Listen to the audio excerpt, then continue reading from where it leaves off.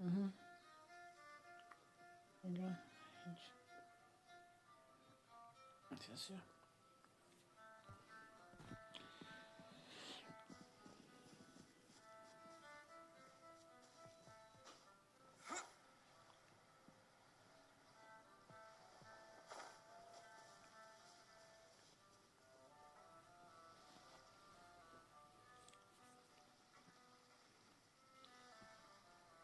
Ah, it's you two again. I must say, you look a bit pale. Did you have trouble sleeping last night? A little. Perhaps if you had less on your mind, you'd be able to absolve yourself of such troubles. So what are you planning to do now? Catch up on some sleep? Or should I give you some time to rack your brain for a topic to discuss before I ask any questions? Although I must profess to being curious. Without child here, how do you plan on distracting me?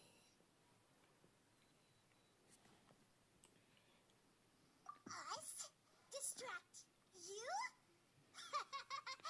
A good one. But no, we were just here for a chat. Looks like you could have used some extra time to think. No matter.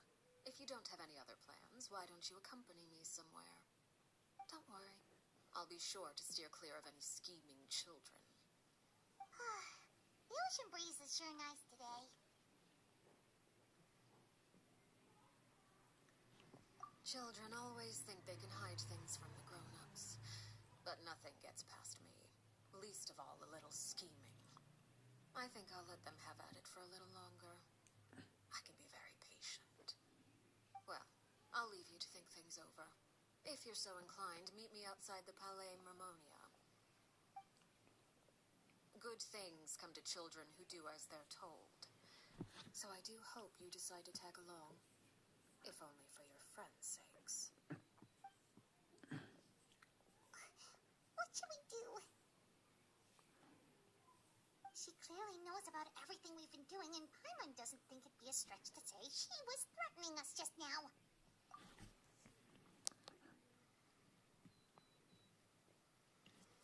Oh, good idea.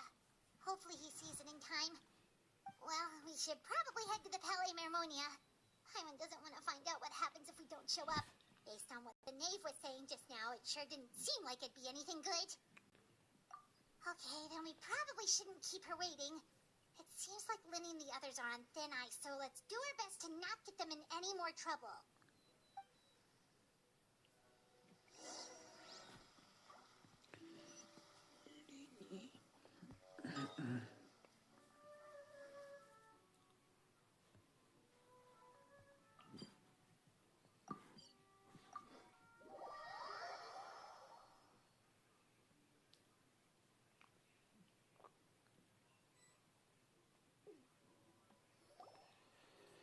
Seeing as we still have some time before my meeting, we might as well enjoy some pleasant conversation while we wait.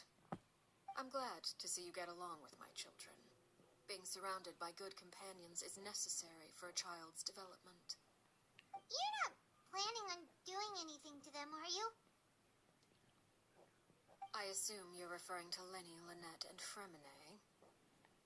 Although, there's that situation with Filial and Nentoy as well. It appears quite a few people have been acting out lately. No matter. I'm not one to discriminate. All those who betray the house meet the same fate. There are no exceptions. Does that mean you're going to kill them? Oh, are you here to beg for their lives? I'm sorry to disappoint, but the rules of the house change for no one. In my organization, everyone is responsible for their own actions. But don't you care about them at all? They really respect you. They even call you father. You must feel something for them. Hát ezek ugye nem normálisak. Organization in which feelings Tavasztól come before principles is what destined for fűtnek. The House of the Hearth is hardly an Szembe exception. verünk. You could say our principles are Most more a, stringent most than a most. szomszédra szembe. Perhaps I can offer you this consolation at least. As our guests, you two will not be held accountable along with them. I would imagine Linny, Lynette, and Fremine will be able to keep their lives. As for Filial, Nantoy, and the others, I'm afraid there's little I can do. They can try to escape, but once you know our secrets, there's no getting out alive. But that's awful. Ah, you seem concerned. Out of consideration for my guests, I suppose I could turn a blind eye for a little longer. If Linny and the others manage to dispose of Clairvy in the meantime, all evidence of their wrongdoing will be lost. In that case, I could hardly punish them for something I couldn't prove. If their efforts are unsuccessful, on the other hand, all will be held accountable, and the punishment will be severe. Of course. Oh, and here, I believe this belongs to you. Do try and keep better track of it next time. It takes a considerable amount of time to train a bird like this. It would be such a pity if you were to lose it permanently. Wait, where did you get that? Well, I'm afraid that's all the time we have to chat. Now, for the matter at hand. I asked you to meet me here because I have business at the Palais Mermonia. It has nothing to do with you, but I think it would be prudent for you to stick by my side for the time being. There will always be time later to run off and tell Linny what you've learned. Well, time to go. Looks like we wrapped things up just in time.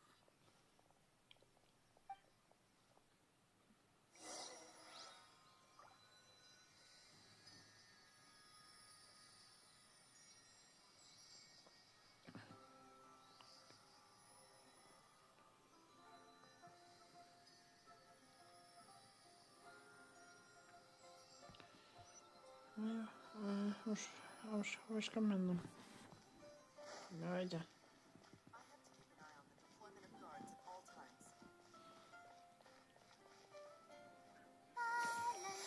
Oh.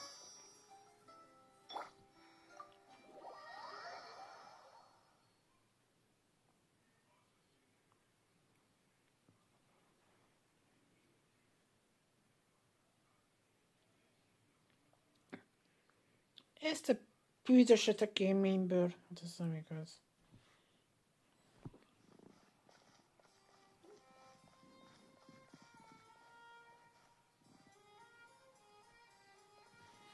Ja, nem. Ó. Ó, sem. Mindig azért el lehet ezért tévenni. Nem lett.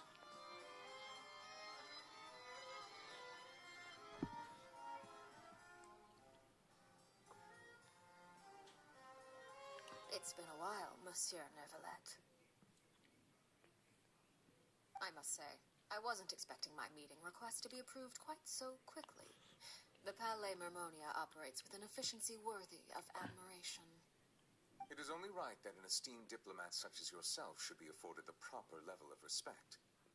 Although, if I may speak plainly, I must confess that I did not anticipate we would have the occasion to meet again after presenting you with the Gnosis. I see you brought the Traveler and Paimon with you as well. If I may inquire as to the purpose of your visit.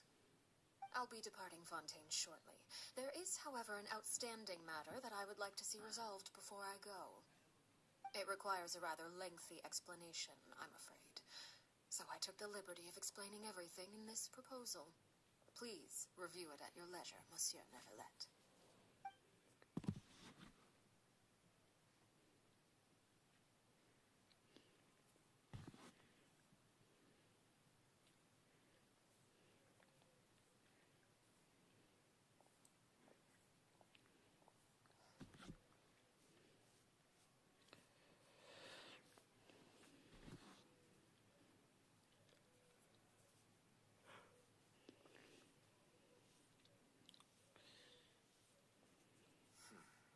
I understand your request.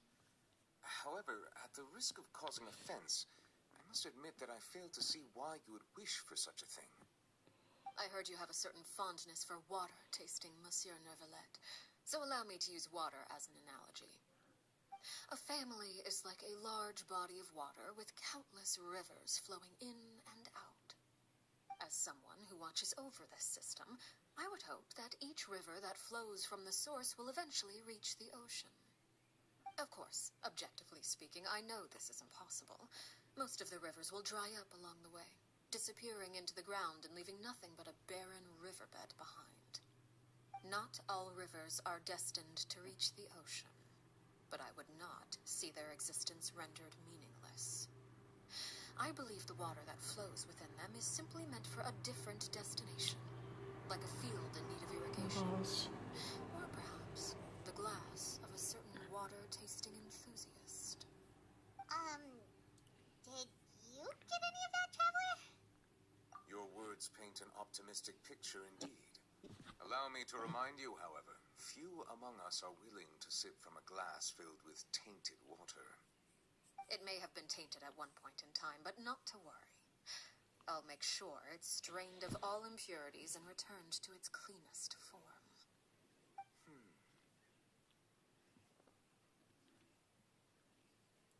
I seem to recall there being a transactional aspect to your proposal.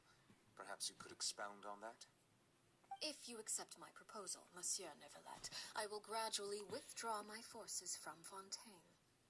And, unless absolutely necessary, I will no longer carry out any special missions within Fontaine. I presume I can take your words to mean that, in the future, cases similar to the Tartuffe assassination will cease to cross my desk? Tartuffe? Ah, that thief who embezzled funds from all those charities, you mean? My deepest condolences to his family, but without any evidence, I cannot imagine how the House of the Hearth might have been involved in his passing. Of course, if you accept my proposal, Monsieur Neuvillette, I'm sure certain measures could be taken to reduce the frequency of such troubles. You choose your words carefully indeed. In that case, I am inclined to accept your proposal. My thanks for your generosity, Monsieur Neuvillette. Well, with that settled, we should be going now. I took the liberty of bringing along 2 bottles of spring water from Snezhnaya for you to enjoy. I do hope I get the chance to hear your impressions. Perhaps at our next meeting, yes? Indeed. I trust you would not overlook your commitment in the meantime. All right, Traveler Paimon. Time to go.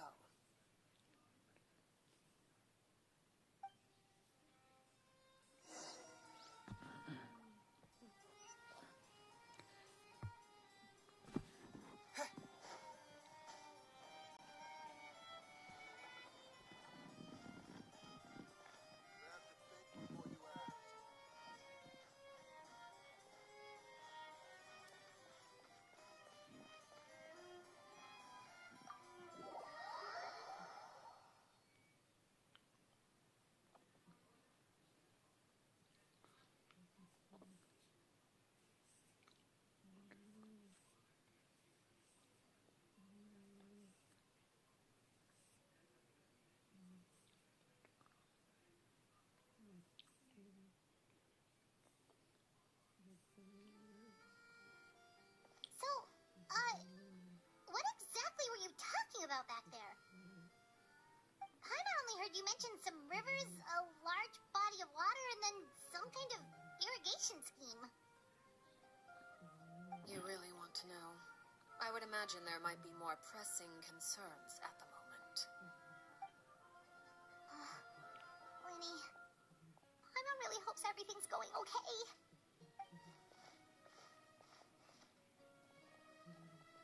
Oh, Paimon recognizes that look.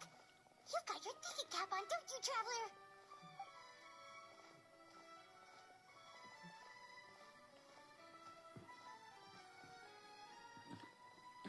I to rozumiem, coś.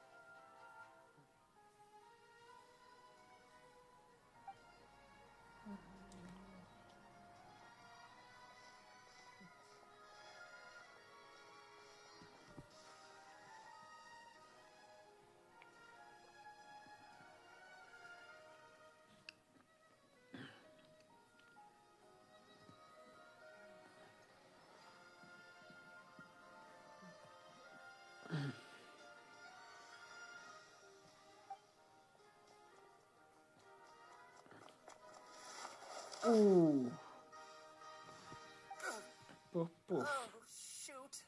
Are you all right? Oh, jeez. I'm so sorry. I was so focused on selling these papers, I wasn't looking where I was going. Well, let me make it up to you at least. Here, take this paper. On the house.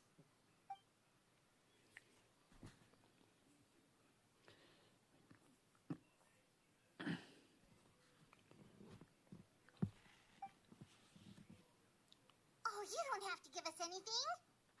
Please, I want to. It's not like I'm short on supply. All the extras will be useless come tomorrow anyway. It's my fault, really. I was just trying to bring home some extra mora for the family, but I bit off more than I can chew. I haven't had many takers today, so I'm still swimming in papers. What's going on here? Nothing much. I just ran into your friend here on accident. I should probably get going, actually, so... Hold on. Of course, I'm happy to compensate you with mora. It's just... I don't have any on me at the moment. I'll take 3 papers. Here, your payment. Oh! Thank you for your patronage. May the Archons bless you with good fortune. If only I had the chance to run into such generous customers every day. I should probably just take on a smaller inventory, though, right? I'm getting married soon, so sometimes it's hard to not get ahead of myself. Anyway, I should head out. Goodbye! Goodbye. Well, now that my affairs are settled, we should take the boat back to Poisson. We've even acquired some light reading to enjoy along the way. Actually, why don't we stick around for a little longer? Paimon just realized how hungry she is. She can't head back to Poisson on an empty stomach.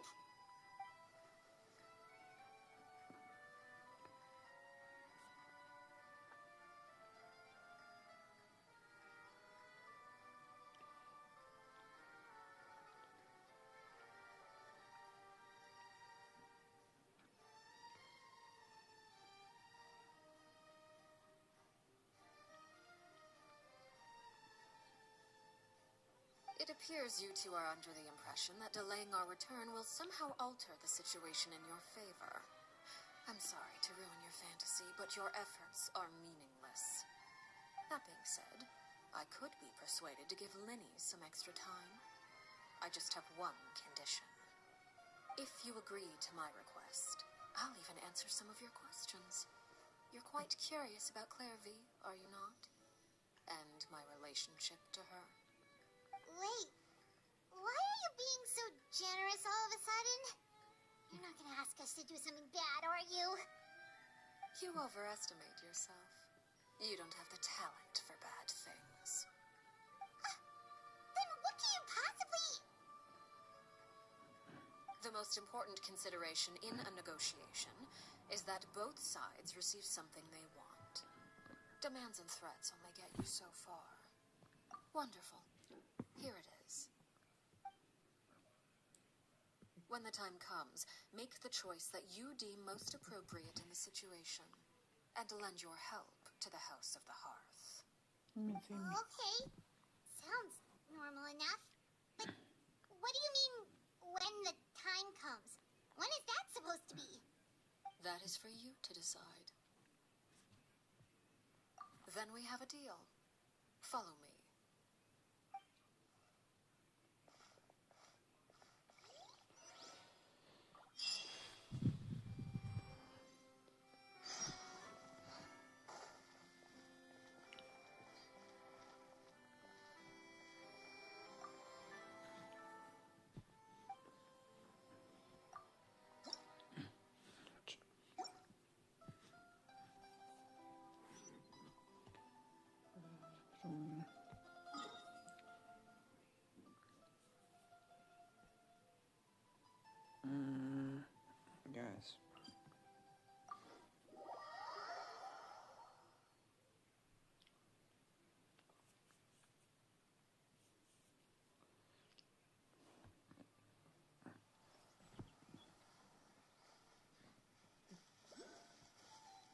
Szóval ez a hídról.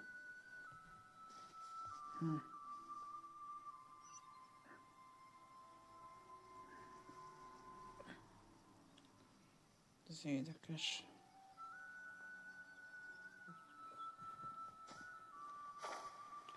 Itt kéne lennie.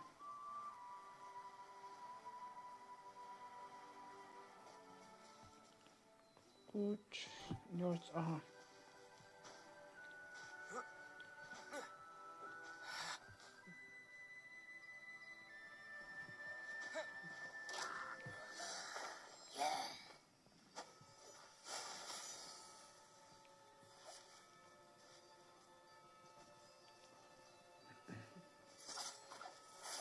Akkor így fel kell mászni oda.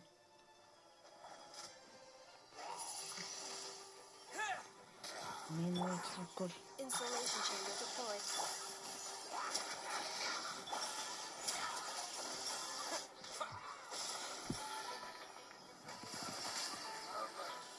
Jó.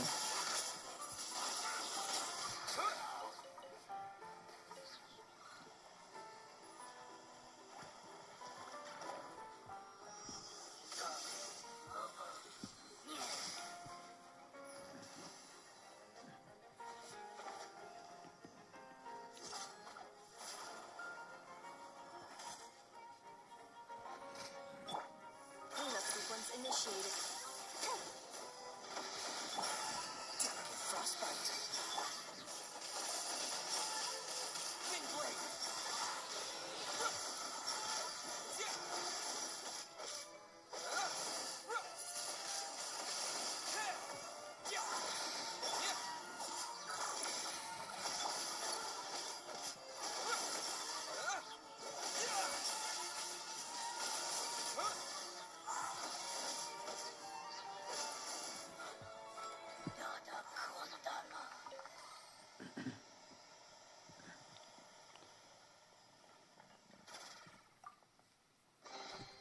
I'll keep this close.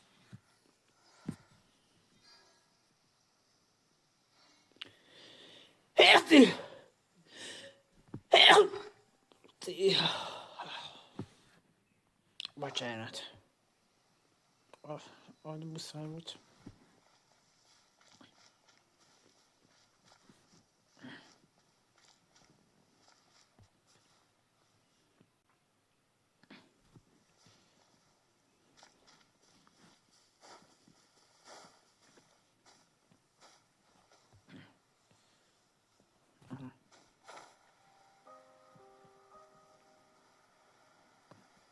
Így.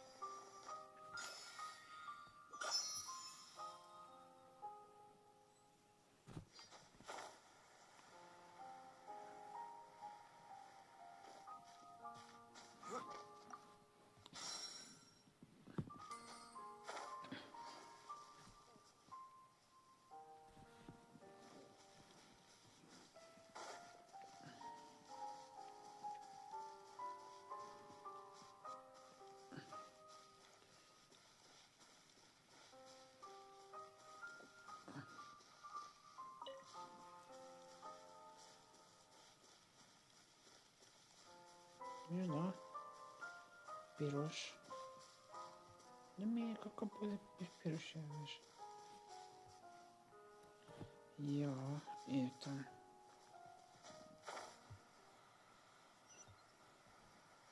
Jó, micsoda? Harcolni fogok.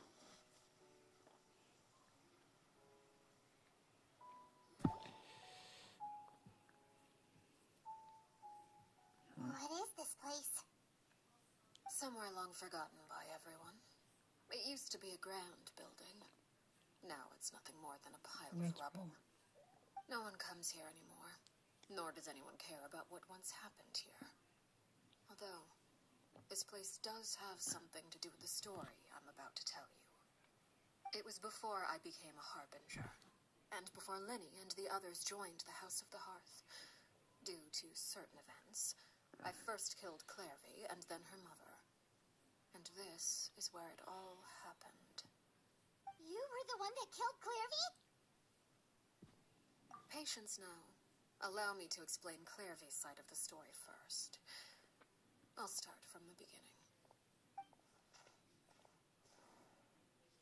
Clairvy was 6 years old when she was brought by her mother, Crucibina, to live in the House of the Hearth.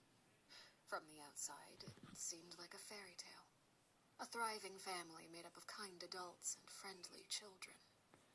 Crucibina was the knave at that time, and the House of the Hearth was under her control. She was Clairvy's mother by blood, but she was also the mother to all the children in the house. Clairvy was happy here, for a time. But she quickly realized that being part of this family wasn't a fairy tale at all. It was a kind of purgatory. Purgatory? Exactly. The House of the Hearth takes in war orphans from all over Teyvat. But as for how to raise them, that depends entirely on the person in charge. Crucibina came up with a novel idea.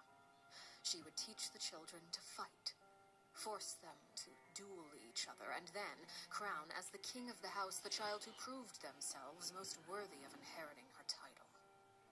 It's difficult to estimate the number of children who died or were maimed in the process. There's little I can say about the ones who died. The ones that emerged with permanent injuries, on the other hand, well, they still served a purpose. They would be handed over to the doctor to be experimented on, or sent away on dangerous missions. Nothing more than tools to be used and then discarded. So those were the experiments Clairvy was talking about. But what actually happened to her? You said that Clairvy was Crucibina's daughter, so if Clairvy tried to convince her to stop what she was doing, Crucibina probably would have listened, right? Despite being Clairvy's mother, Crucibina cared little for her daughter. She forced Clairvy to join the House of the Hearth only as a means to demonstrate her own impartiality as a mother, to prove that she treated all her children equally. Clairvy did try to convince her mother to change her ways, but it was to no avail. After her efforts failed, the only other option was to rise up and try to fight back. Unfortunately, the other children had already been thoroughly indoctrinated into the illusion of happiness Crucibina had created. Of course, there was one exception. Someone Clairvy's age who knew the truth about the House of the Hearth. Her name was Peruware. Wait, the friend that Clairvy mentioned? Friend, huh? I suppose we can call her that for now. Clairvy was a cheerful and passionate person with a tenacious spirit. Peruware, on the other hand, was rather cold-blooded. Her cold-blooded nature allowed her to see through Crucibina's facade. Yet, it was also this cold-bloodedness that prevented her from acting against it. At least at first. While Clairvy longed for freedom, Peruware was convinced that, amid all the fighting and violence, she would make it until the end.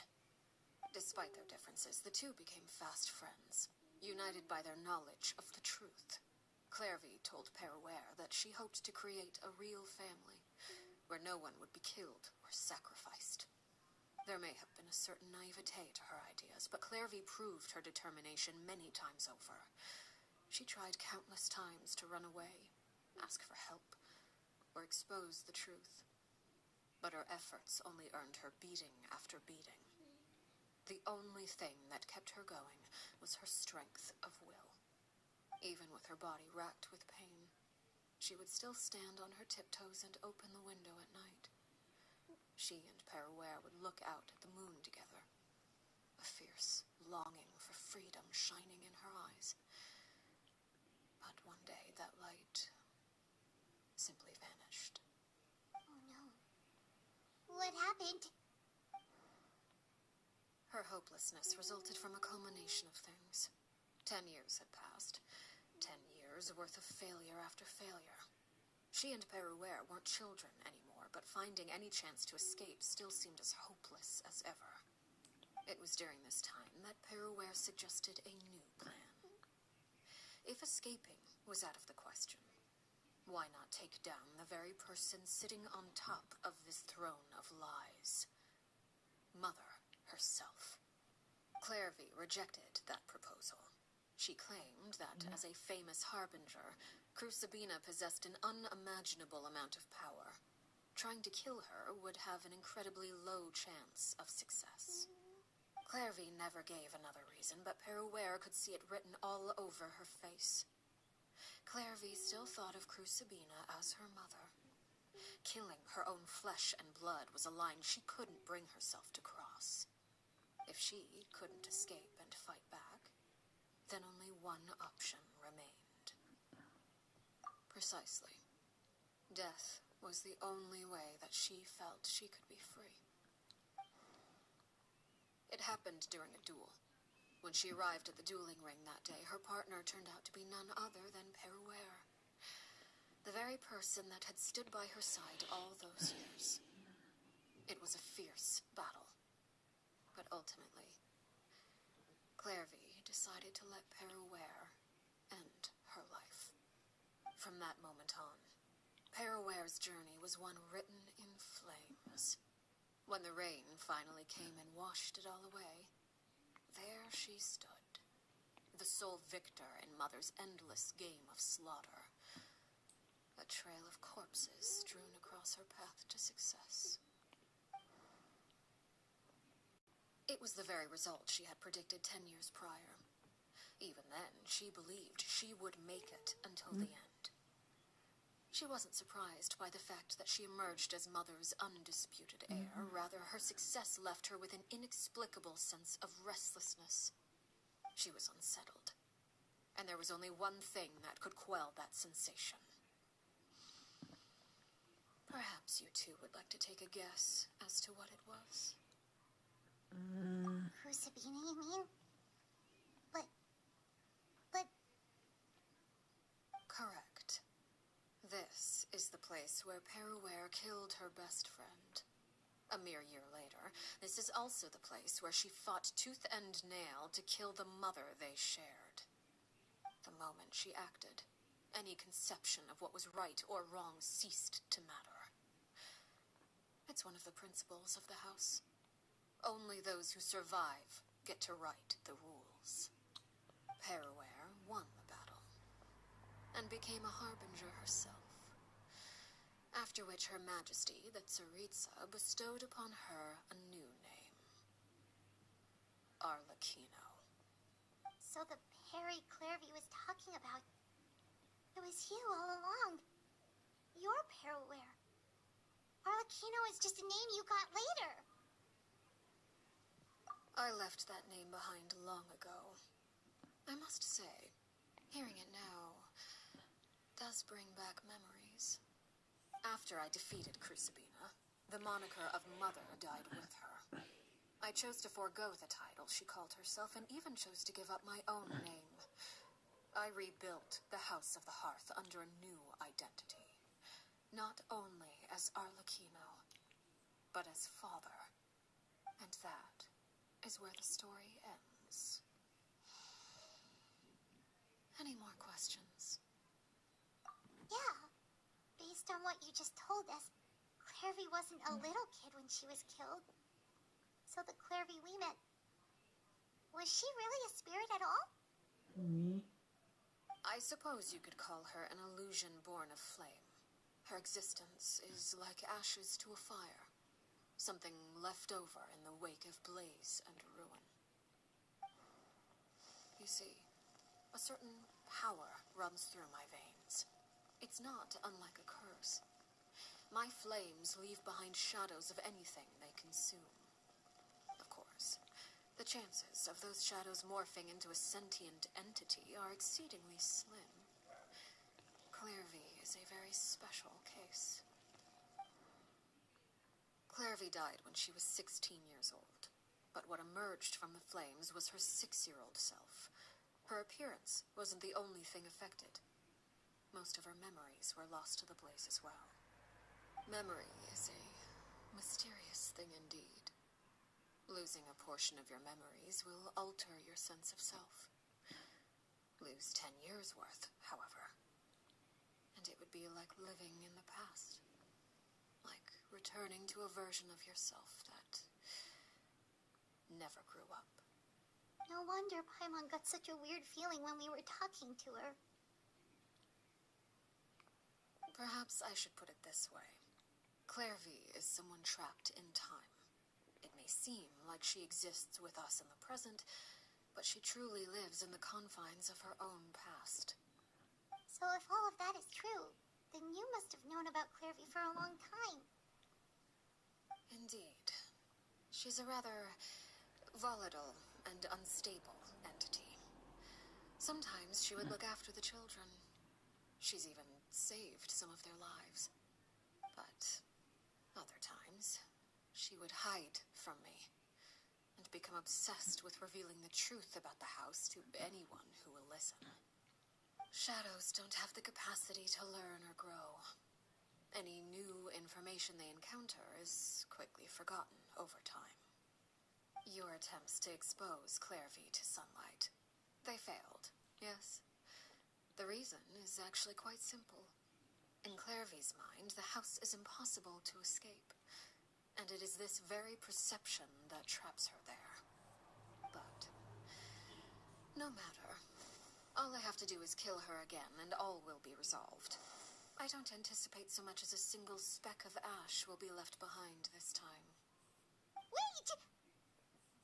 Paimon can understand why you might want her gone, but isn't there another way?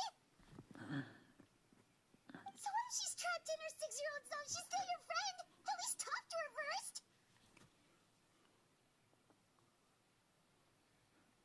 It's too late for that. She broke the rules, and now she must be punished. That goes for Filial and Nantoy as well. She's had quite the effect on me. I hope you understand.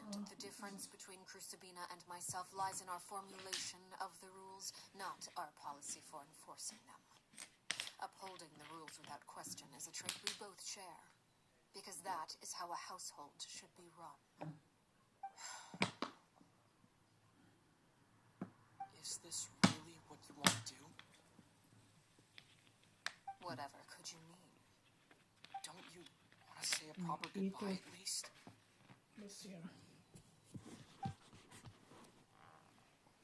Whether as a killer or as a father, there are two things that must be avoided at all costs: anger and sorrow. Anger makes you impulsive.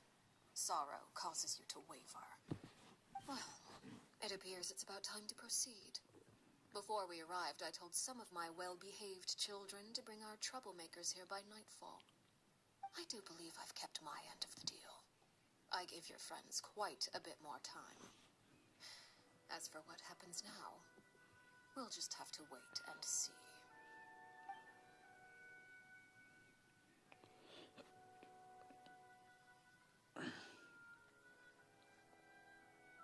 Here they are, Father. You gonna execute him? Seeing something like that would actually be a first for me. Lenny! I'm sorry.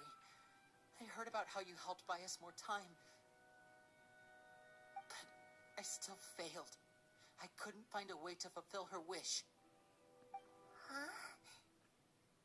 Are you... Perry? Indeed, it's been a while, Clairvy. Perry! Stay right there. I'm sorry to postpone our reunion, but first I believe certain scores need settling.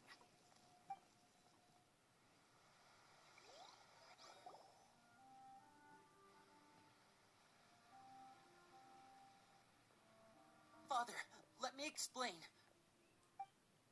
Out of my way. Father! You chose to conceal a threat to the house, and for that, you must be punished.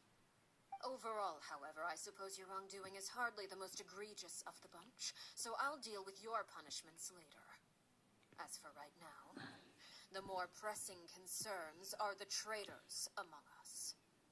By traitors? Do you mean us?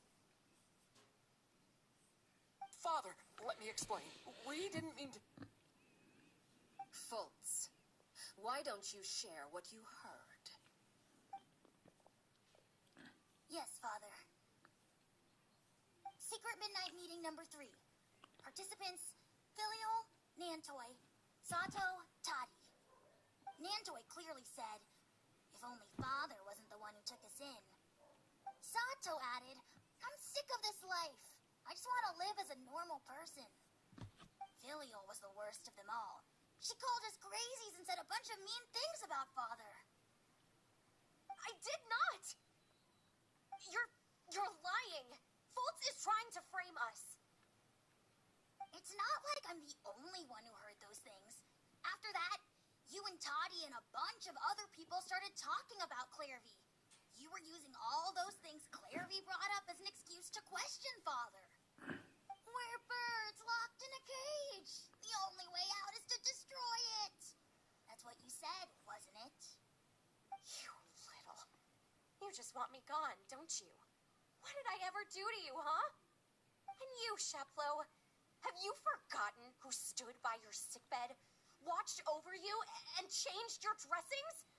Come on, let's hear it then. What's your reason for all this?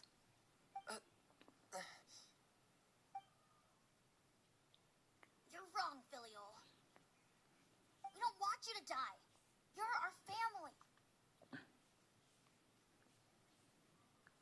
Liar. You wouldn't be doing this if that were the case. So why? Why have you backed us into a corner? We all live in the House of the Hearth. You know the type of work we do, Filial.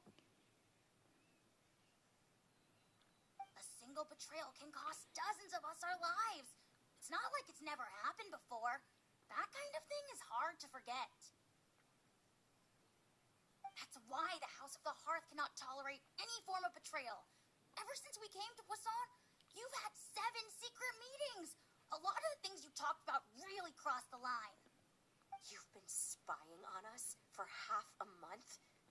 Wait a second. Now that I think about it, the move to Poisson was just a way to make it easier to spy on us, wasn't it? Because we were all in one place. You've had this planned all along. Filial, Nantoy, I'm sorry. I owe you both my life. I owe Clairvy too. If it weren't for all your help after I got poisoned, I wouldn't be standing here today. If this were any other situation, I would do anything to repay that kindness, even if it cost me my life. But rules are rules. I'm sorry. My hands are Oh tied. god, wait a second. Why? Why? That's enough, Filial. We made a mistake, and we should own up to it. We broke the rules, plain and simple.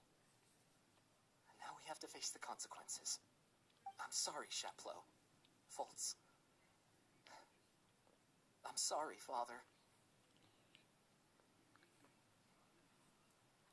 We accept our punishment. Chapleau, according to the rules of the House of the Hearth, how should these traitors be punished? All those who betray the house pay with their lives. And so it shall be.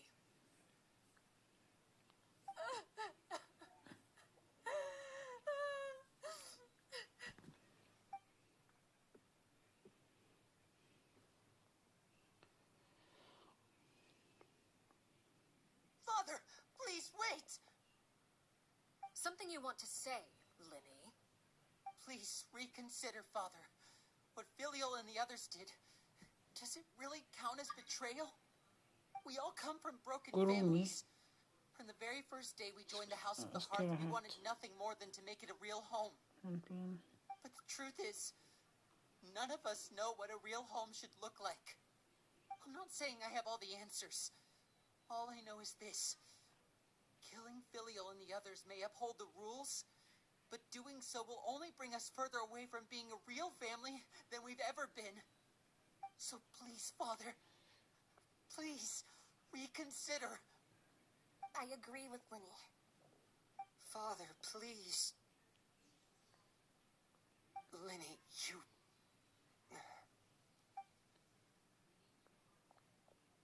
I also agree with Linny.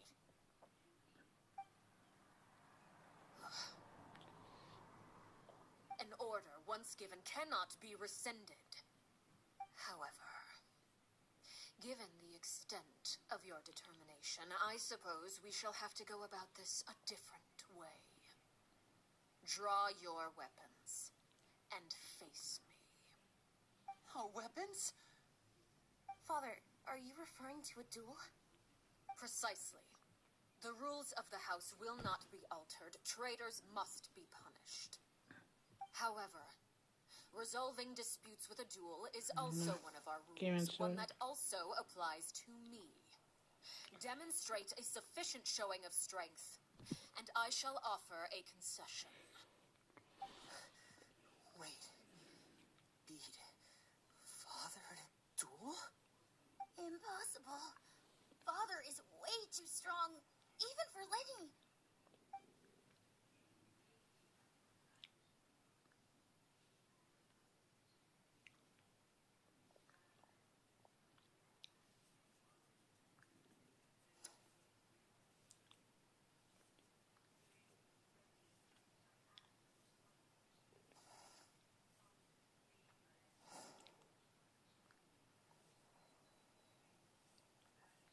Did you hear that, Traveler?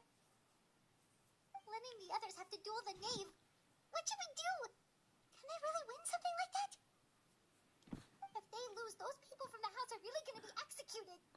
Hey, are you listening?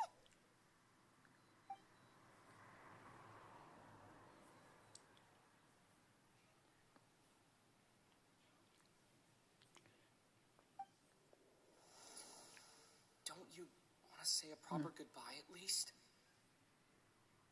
Anger makes you impulsive. Sorrow causes you to waver.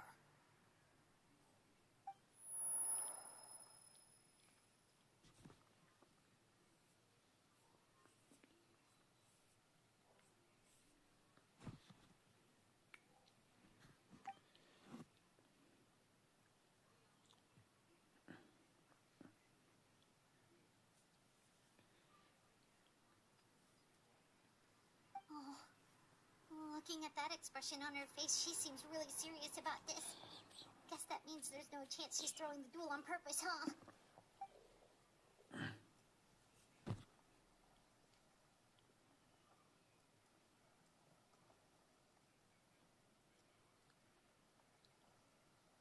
When guests are around, families are often on their best behavior. And any disputes are less likely to escalate. When the time comes, make the choice that you deem most appropriate in the situation, and lend your help to the House of the Hearth. What's wrong, Traveler? Hey, where are you going?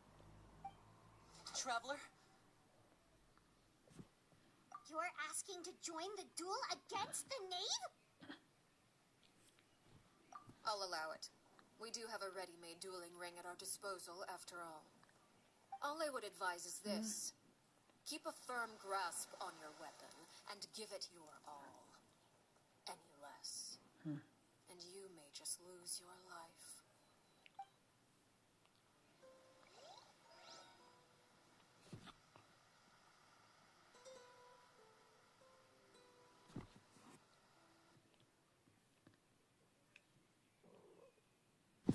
Me? 40.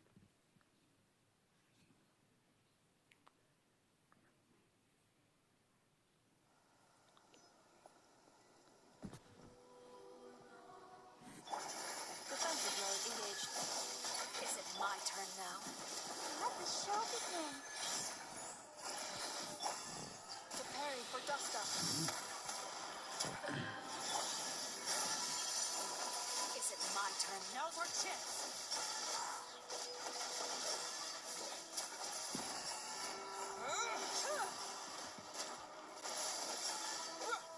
With these rising flames. Is it my turn now? You all right?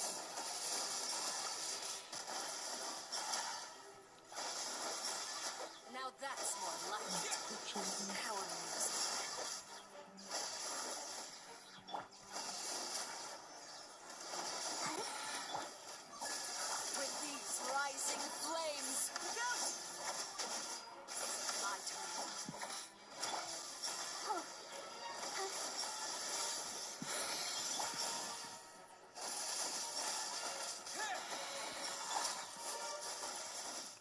the fall of darkness, destruction shall rise.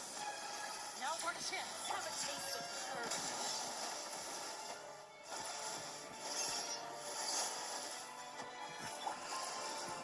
Come on, we can do it.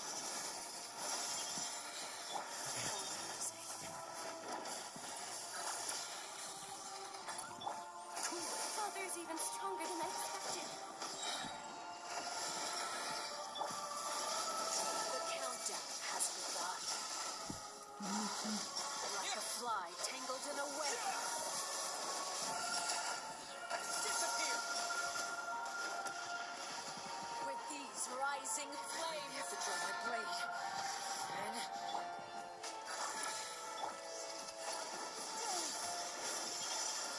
spare your energy. Running is of little use.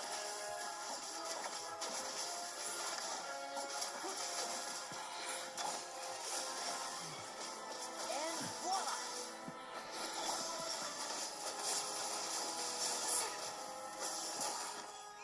Hehe. Who's next? Ja, das war so. Oh, sorry.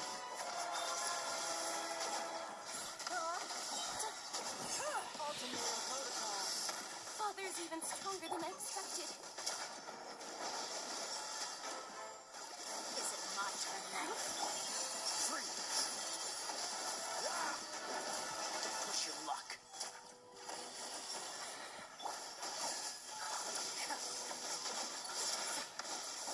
Just getting here. Dodge this. Don't get frostbite. Is it my turn now?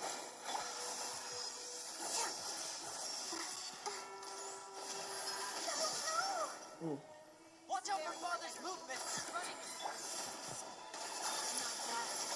You've proven to be a worthy opponent after all. How amusing.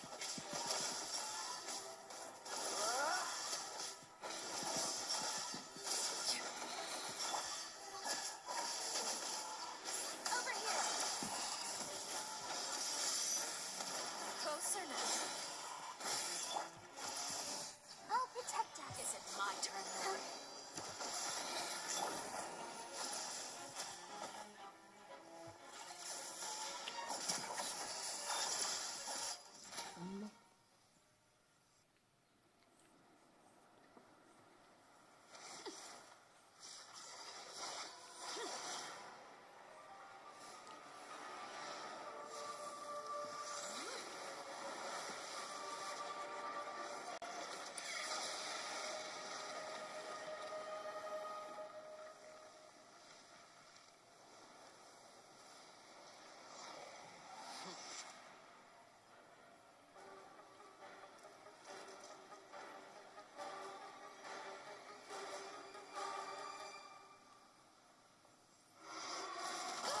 ja. Seared away. My blade is all that remains. Let the show begin.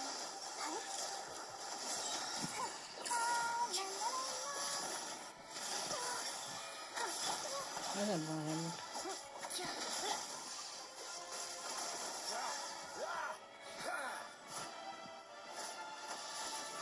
Now's our chance. Over here. Oh, so sorry. Let's see how strong your resolve truly is. Cool it. Let's do Watch out for Father's movements. Look out!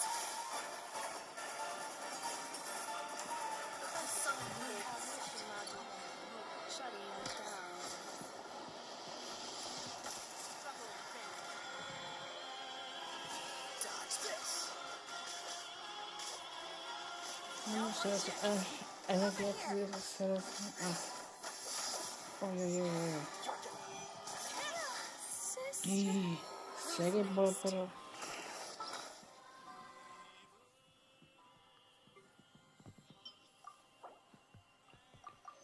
aku sumpah indah falan bagi kayak Push your luck. oh makan Watch out for Father's movements.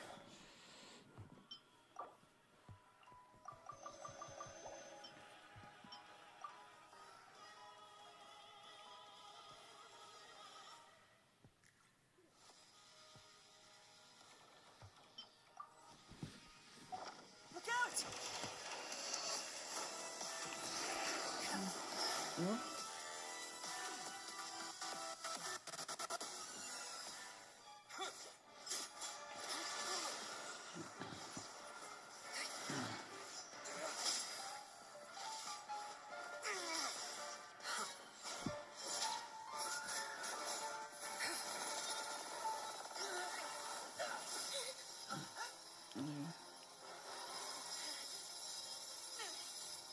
should know better than to crowd in one place.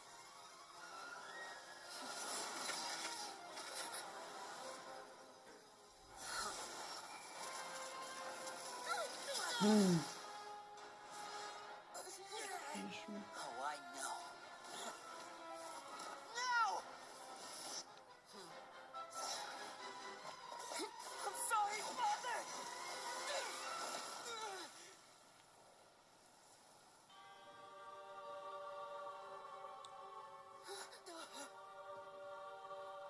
Sorry for what? This pitiful excuse for an attack.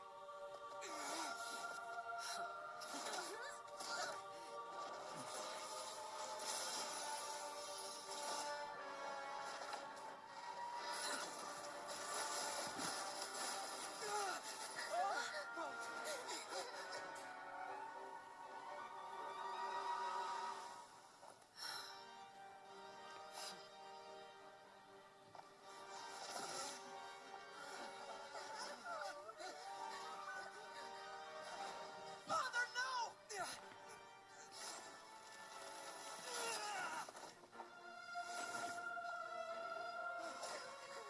Made it out, did you? You're stronger than I expected.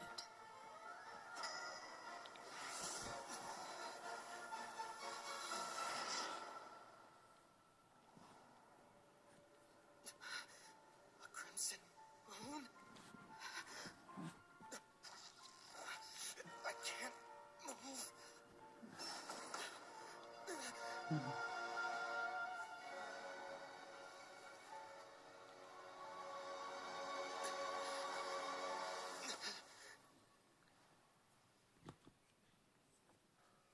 Still, Sorry. not strong enough to beat me.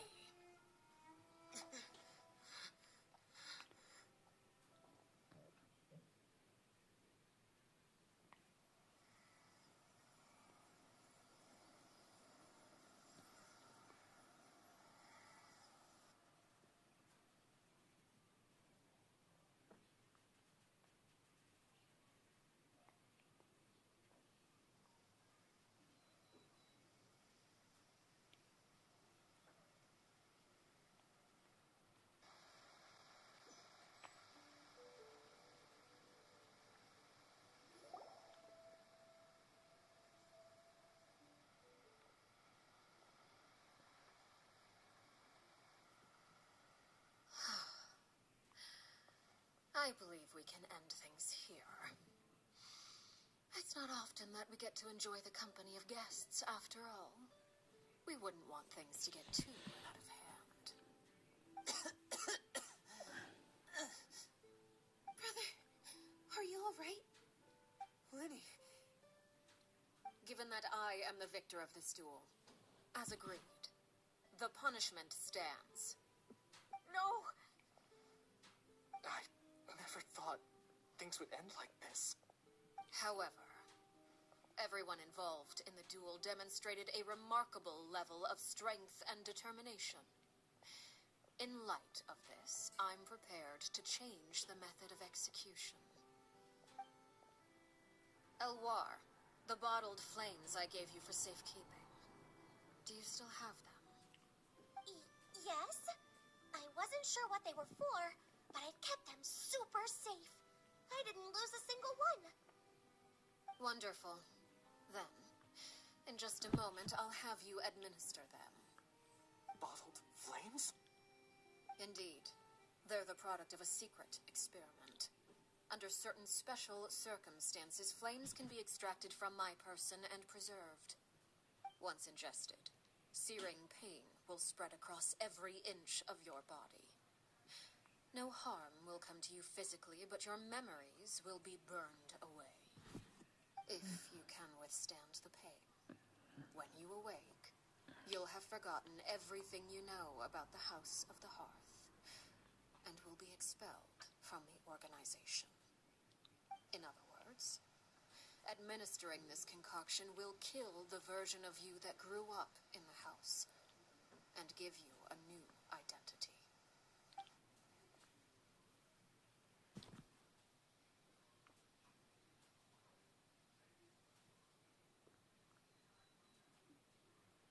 And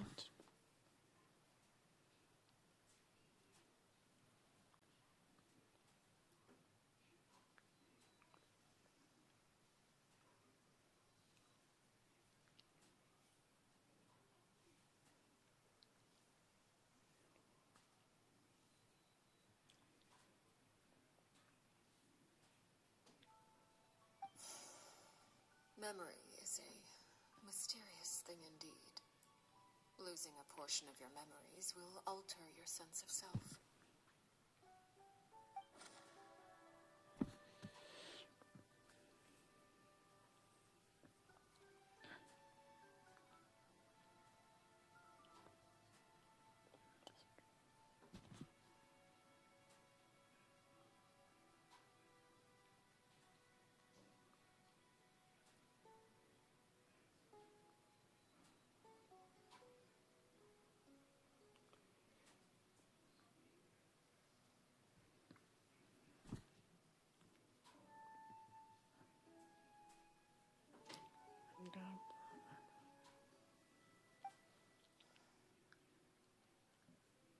those are gonna go.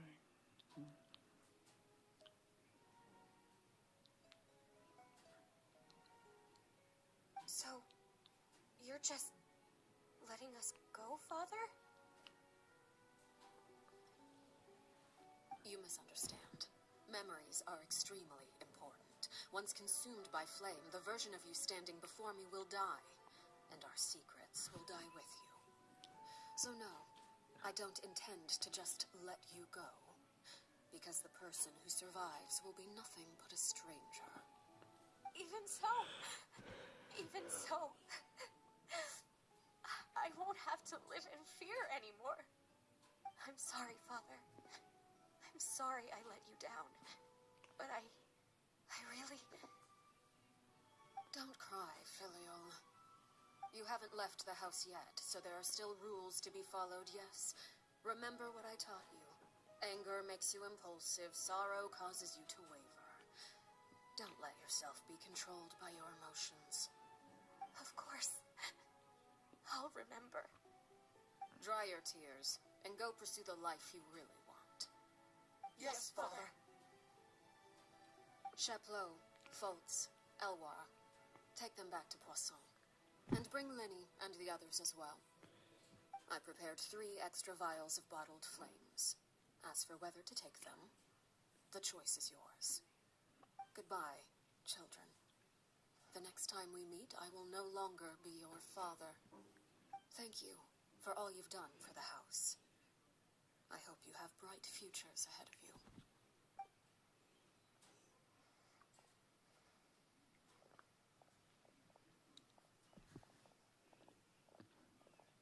Father.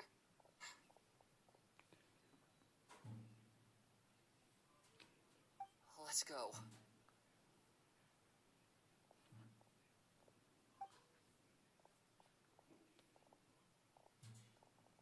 Here, grab my arm, Lenny. I'll help you walk back. Thank you.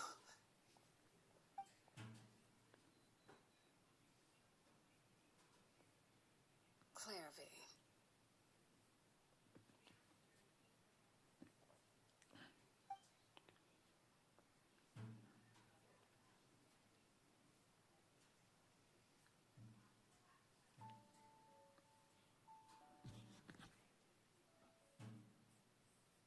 Can we talk now? I've been waiting for a super long time.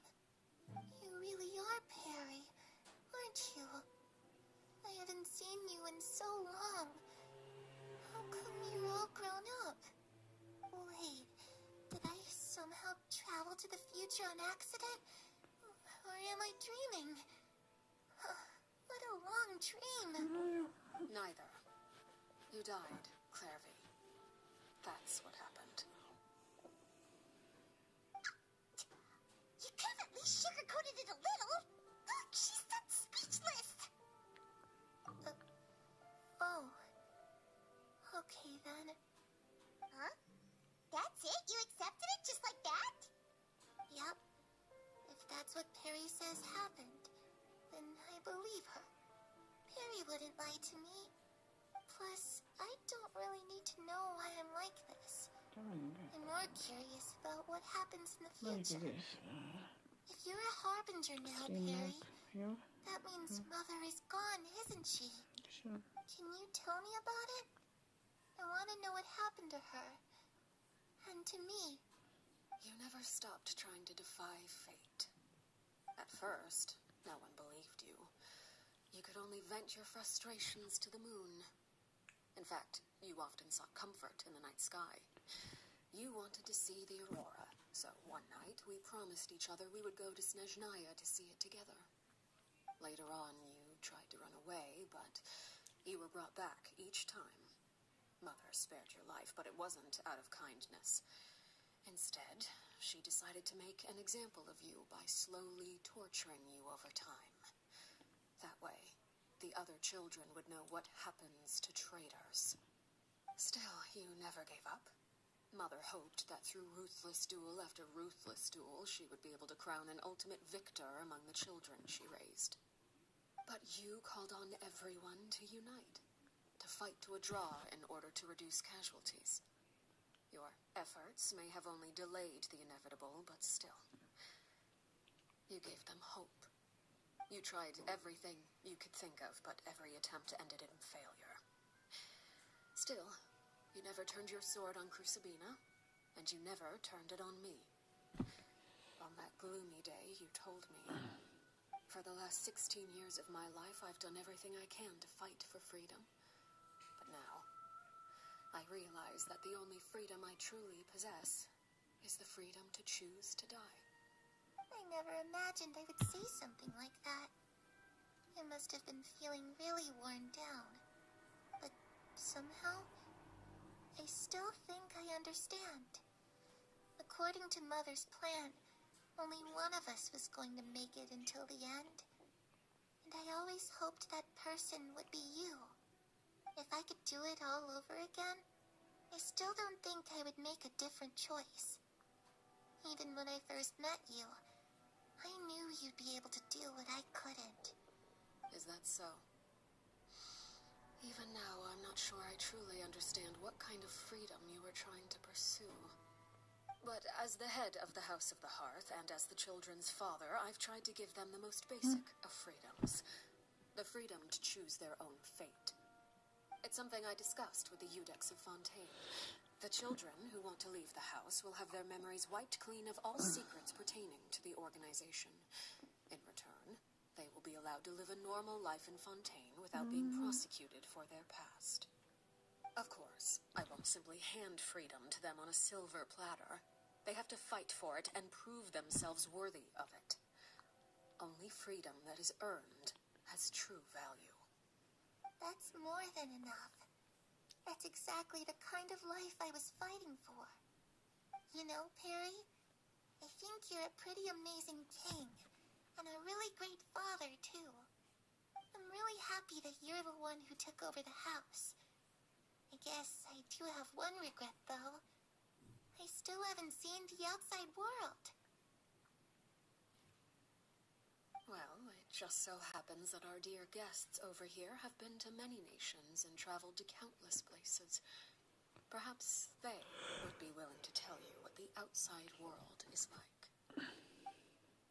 Really? Of course! We've traveled all over the place. We've got so many stories, we could probably talk your ears off for 3 days straight.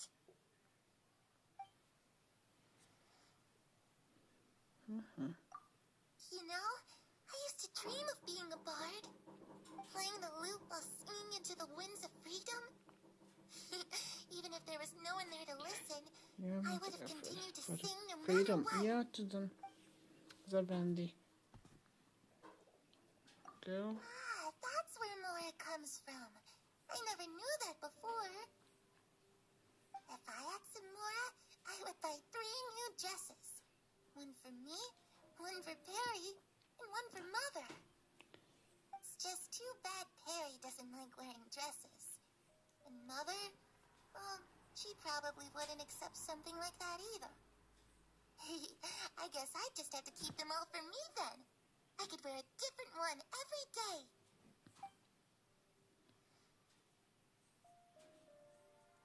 Those yokai you mentioned, what do they look like? I once saw a drawing of this one guy with horns on his head and a super scary face. Are there any yokai like that? Oh, sounds like you're talking about an Oni. Yup, we've met one, and let Paimon tell you, they're not nearly as scary as they look.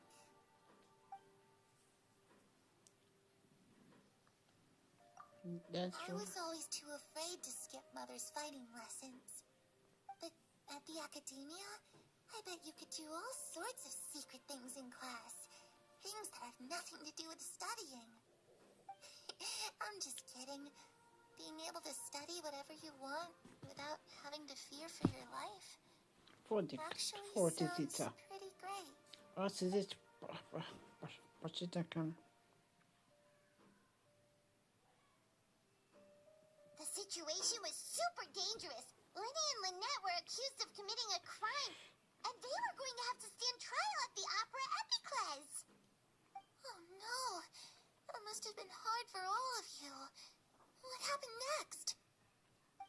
Don't worry, we were able to turn the situation around super quickly. All thanks to Detective Paimon, of course. How'd you do that? Come on, tell me. Okay, so it was like this. After the failed magic show, we rushed to the scene and...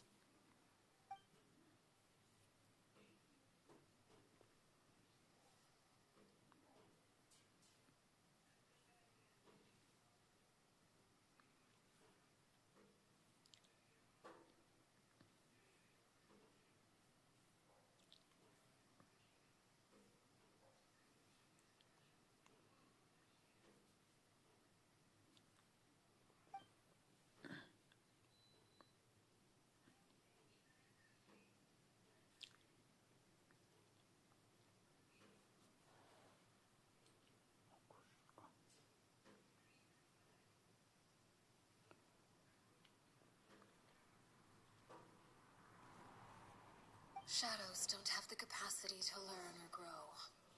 Any new information they encounter is quickly forgotten over time.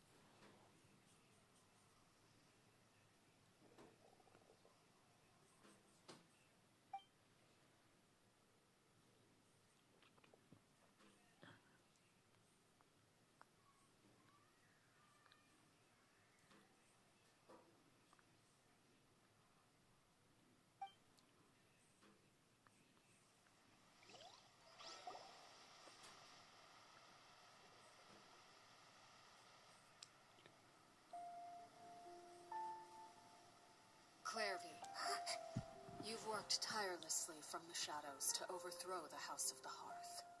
Now, by my authority as the Knave, I shall announce how this matter ends. You are hereby expelled from the House of the Hearth. You are no longer tied to this place, nor are you bound by its rules. You're saying that I can finally leave? I get to experience the outside world as well? Oh, I almost forgot. There's no hidden altar for me. Still, seeing who you grew up to be makes me really happy everywhere. Take care of yourself. Bye. May we meet again someday.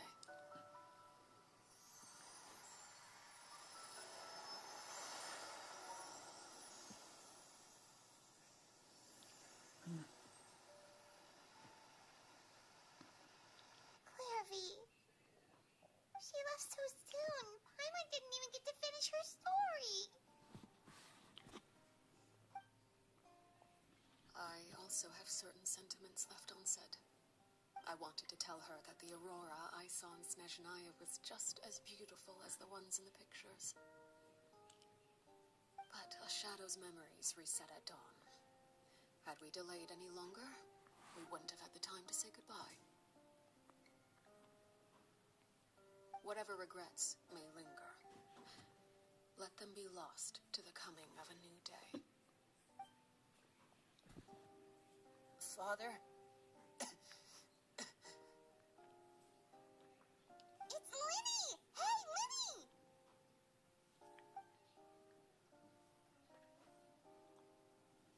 What is he doing back here? Let's go check it out.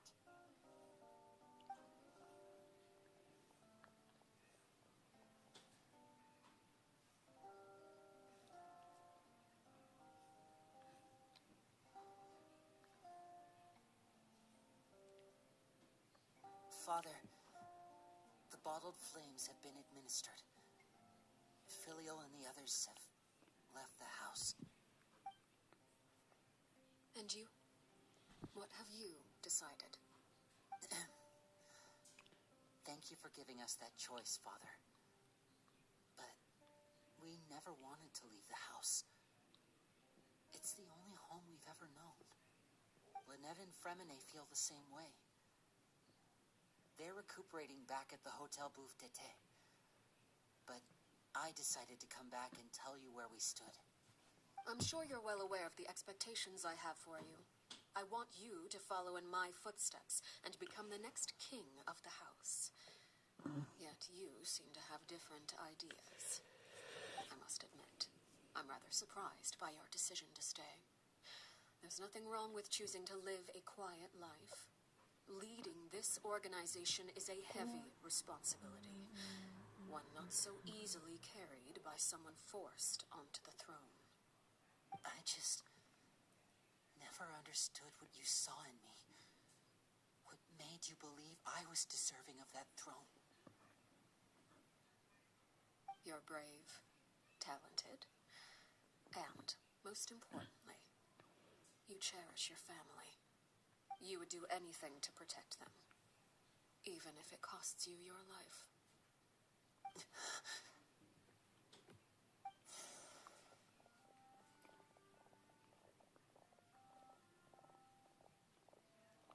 Speaking up back there was so brave of you, Linny. It's all thanks to you that we were able to convince Father to back down. You're a hero, Linny. Hero. Father is the real hero. Had Father gone all out during the duel, there's no way I would have walked away with my life. She must have had it all planned from the beginning, from the very moment she suggested a duel.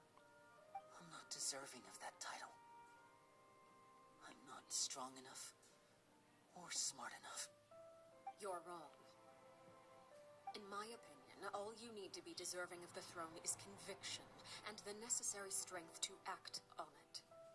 We may have different ideas of what it means to be a family, but you can hardly be said to lack conviction. What you truly lack is strength. For someone of your talent, though, that's something that will come with time. Even without that strength, you still chose to face me in a duel, even though the odds were stacked against you. That capacity to honor your convictions is what I truly see in you. Father. No one knows what the future holds, what tragedy or triumph may be in store. Being at the head of this organization requires the strength of will to face whatever comes. Caution will only hold you back. If reaching a certain standard were required to go after what you want, I would never have succeeded in killing my predecessor. Back then, there was still a considerable gap between our abilities. Strength may decide the ultimate victor, but those who let a lack of strength dictate their decisions or undermine their convictions will never be worthy of the throne. I understand, Father. Thank you. Children must grow up to surpass their parents. Only then can a family continue to flourish. The road ahead is not an easy one, so I'll ask you one last time. Are you certain you want to stay? You've done so much for me, Father, and that kindness must be repaid. Plus, with Project Stuja at hand, there are many dangers ahead, and I, for one, don't intend to back down. Protecting my family at all costs. That's my conviction. Then you're welcome to stay. As for Project Stuja, you need not be too concerned. If those cowardly businessmen and heartless dignitaries try to take us down, I'm prepared to teach them a lesson. Having members who longed for the light was our organization's last weakness. With those members no longer among our ranks, the House of the Hearth is like a spider hiding in the shadows. We need only wait for our prey to come to us. At present, our imperative is to use their plan to our advantage. In doing so, a crimson moon shall rise amid the frigid blizzards of winter. No demonstration of loyalty shall go unrewarded, and no sacrifice shall be in vain. As for the two of you, whether we meet again as friend or foe, I'll remember the camaraderie we shared in this moment. No matter how arduous the journey ahead, I hope we both reach our desired destination.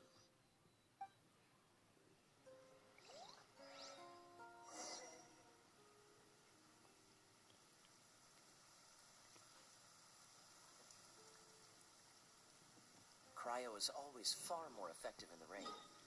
This is going to get...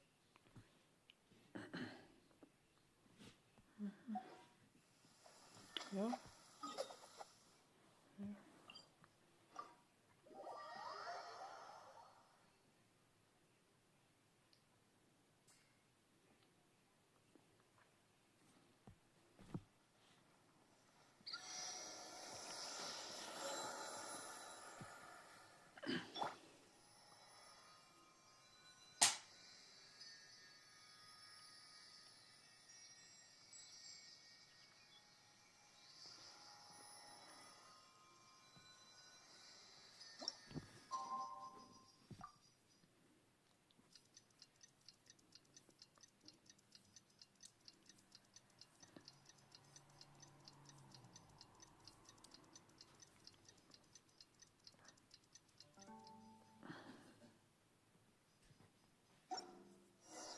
Didn't Linny say that Lynette and Fremine were recovering at the Hotel Booth d'été? Oh, Paimon wonders how they're doing. Maybe we should go check on them. Başka bölümümüz.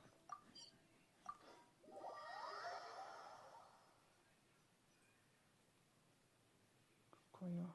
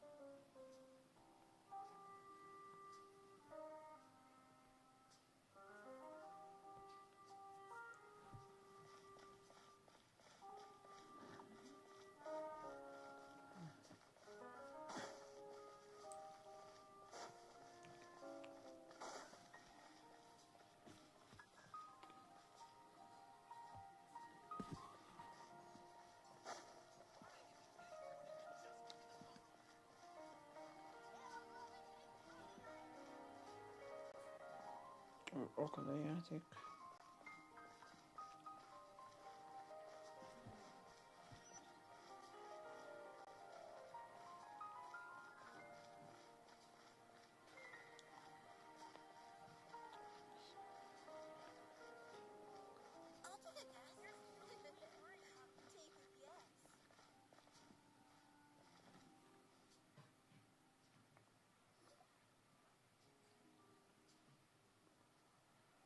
Lynette, Fremine, how are you feeling? Much better. Whew, what a relief. What about you? Are you feeling all right?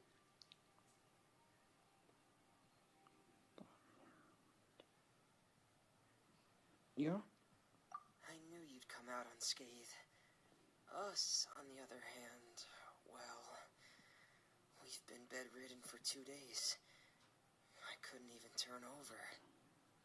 Oh, and I wanted to ask, is Clairvy gone?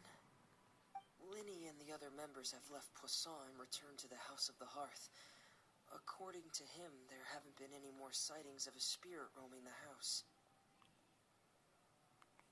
I see. I'm glad. Father came to check up on us 2 days ago and told us about what happened with Crusabina and Clairvy.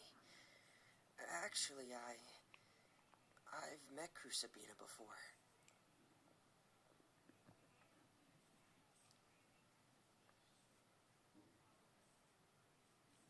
Wait, what? You've met the former knave? Crusabina died a year after Clairvy. It was during the year between their deaths that I joined the House of the Hearth. Crusabina had an extremely cruel and radical way of doing things.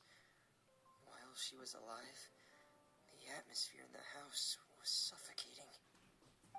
When I joined, though, the experiment she valued so much had already come to an end, and all the people involved, dead and injured alike, were gone.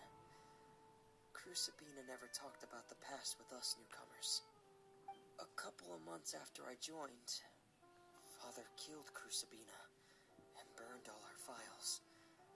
With that, the names of all the people subjected to her experiments, Clairvy included, were lost to the flames, along with the painful memories they represented.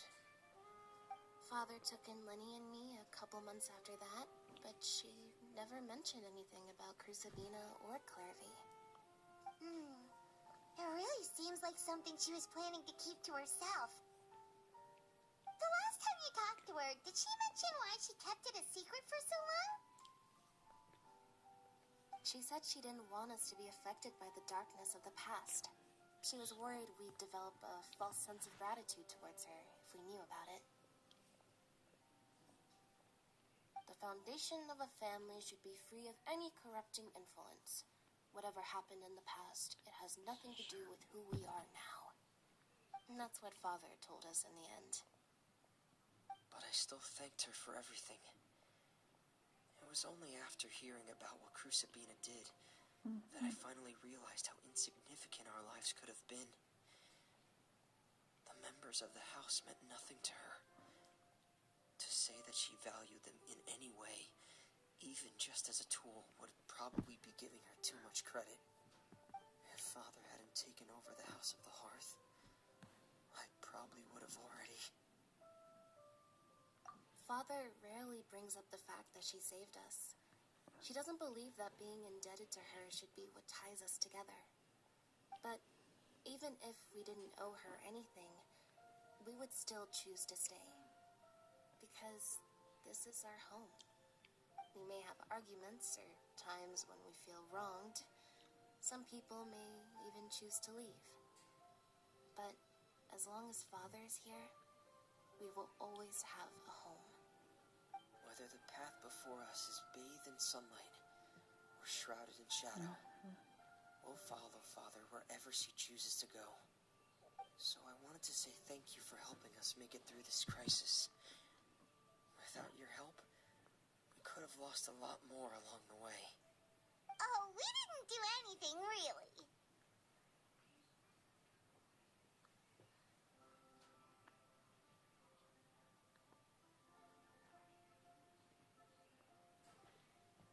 Of course, you're welcome anytime.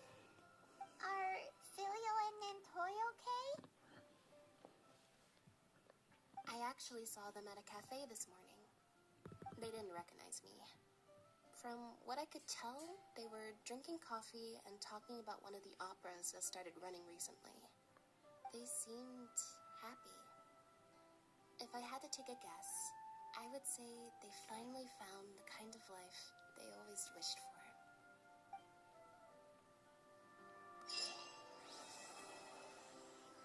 Oké. Na, nem tudom, hogy szóval az is.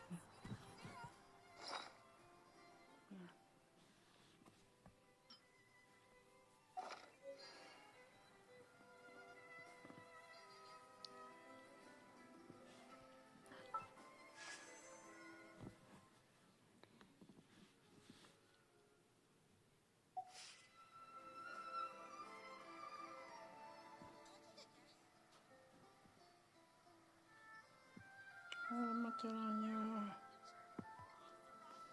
a craftot.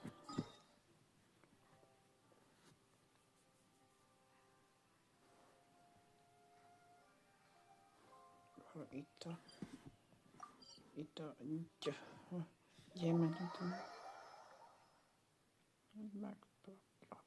megpróbálom a hídrót ezért megszerezni.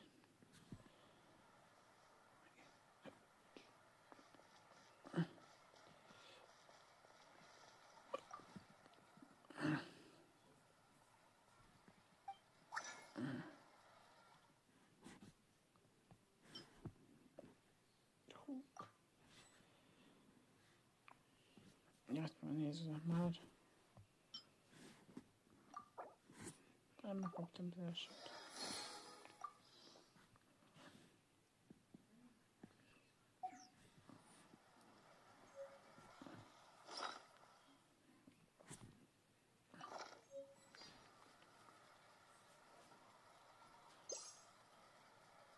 Ó. Nem lehet. Miért? Mi? Na azért. Ó, valahol itt. Itt ez a városnál. Ez volt a...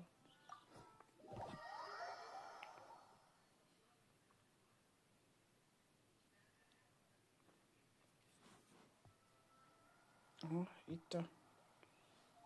itt a nyír.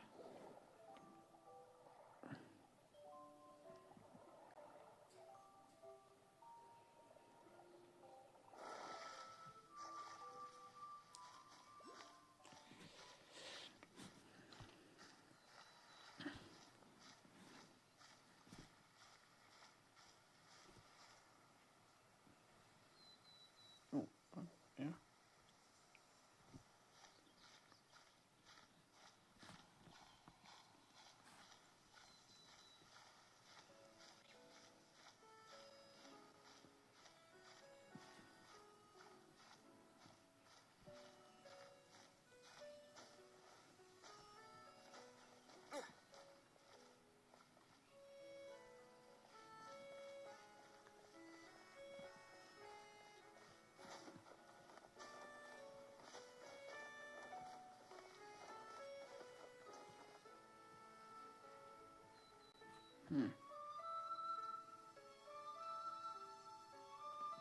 Érdekes.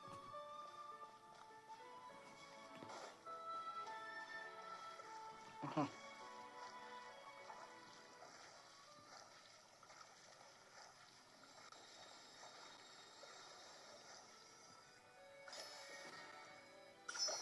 Megvan.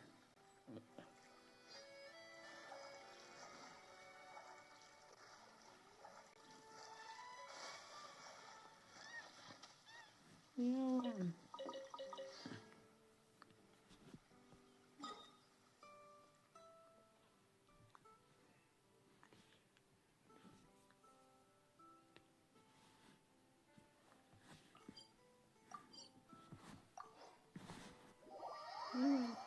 Itt.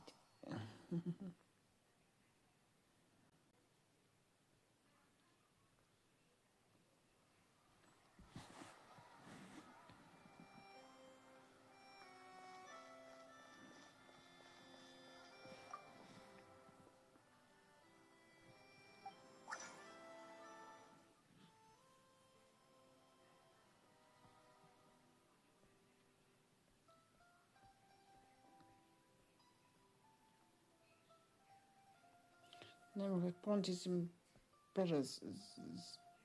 zavarnak most a játék közben. Pont a Messenger-nél.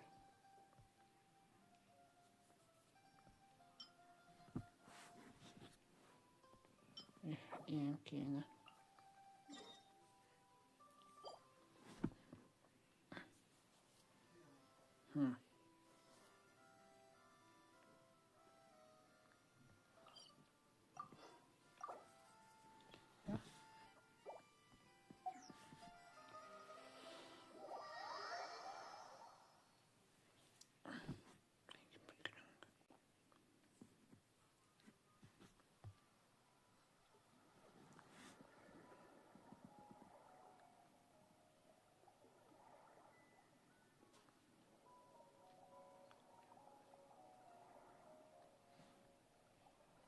Itt van egy láda.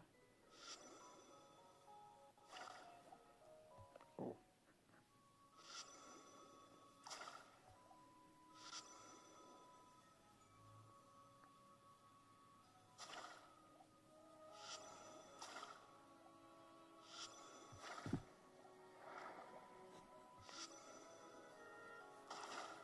Upsi.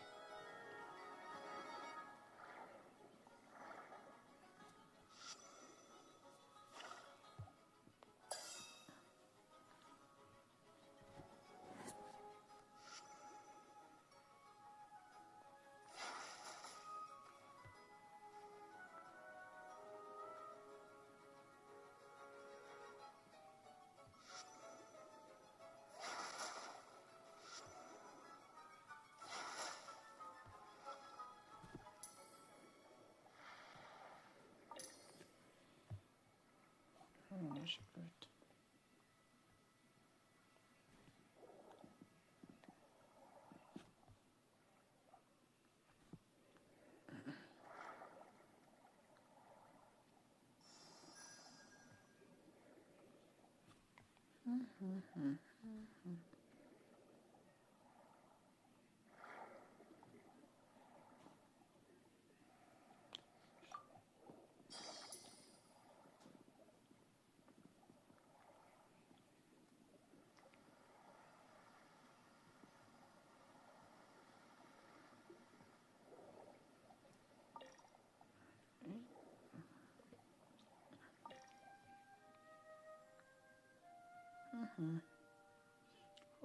Hol van meg ilyen virág? Ott. Aha, ott.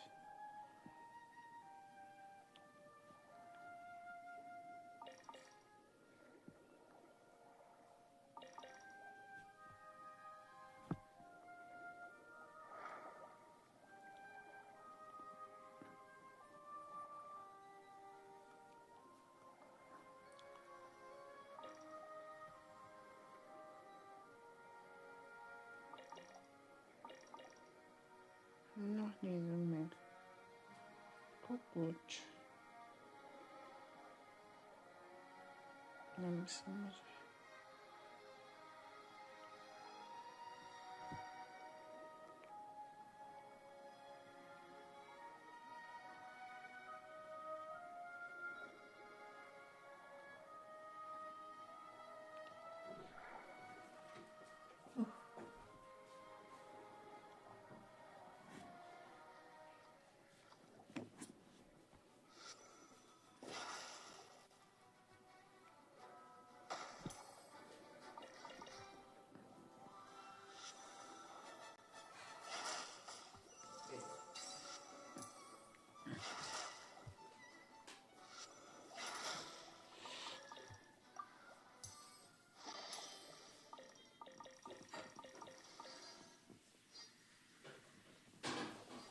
Istenem már!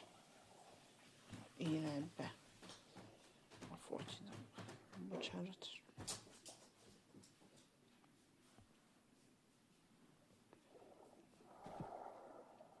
A Forti macskám.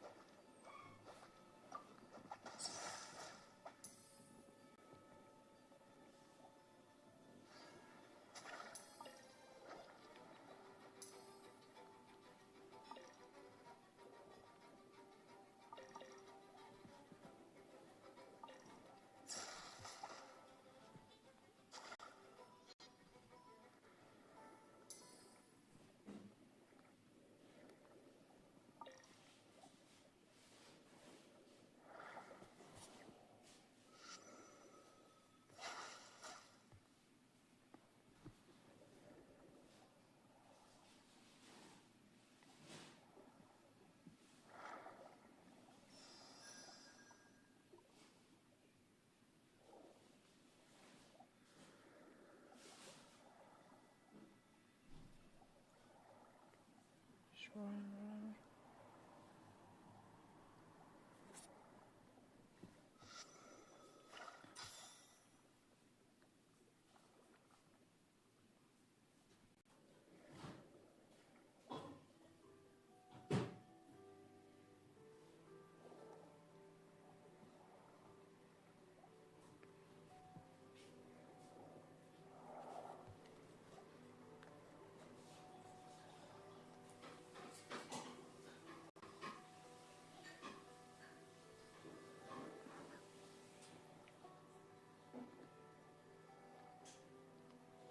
Hol lett a hívó?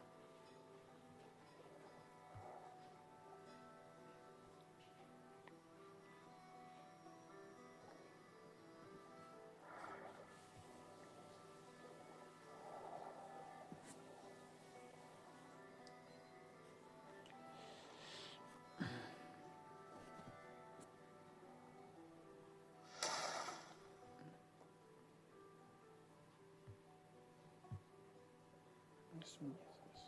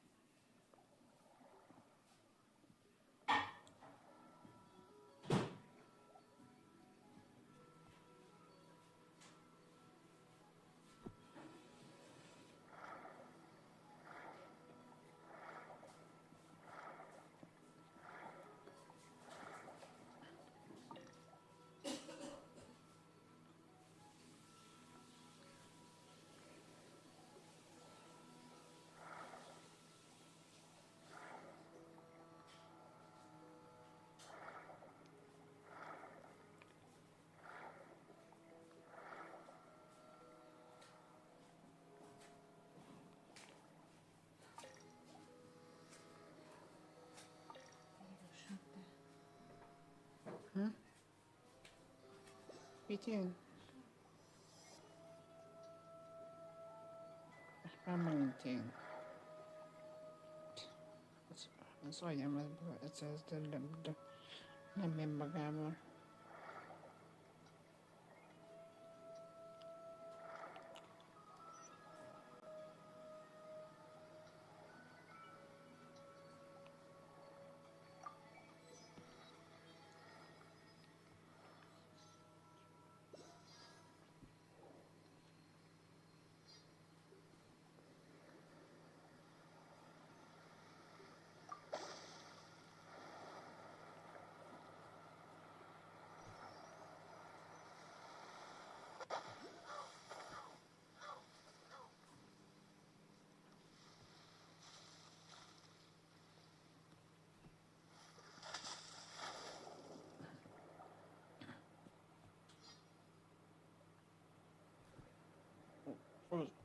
Ott egy kő.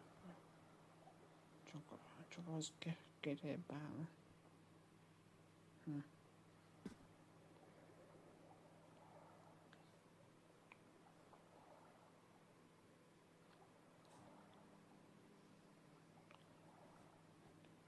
Bánna ki a házból.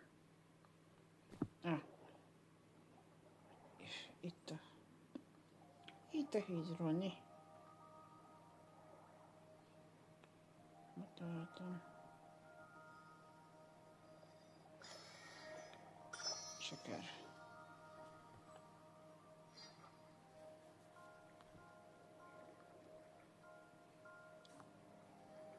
Töltő. Lehet másik. Ajajajaj, nem tudom, hogy bántsanak a fejébe.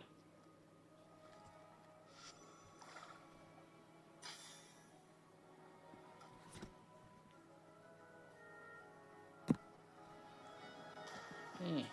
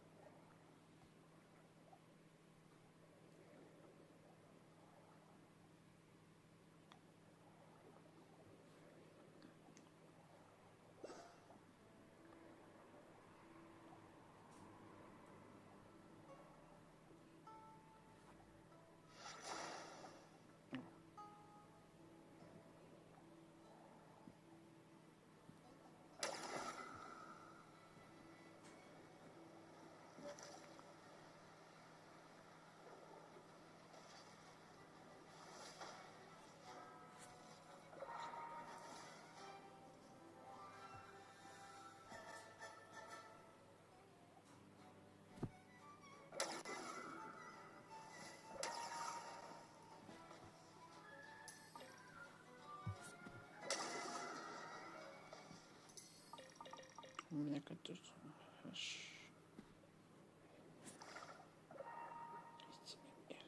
itt mit kell csinálni?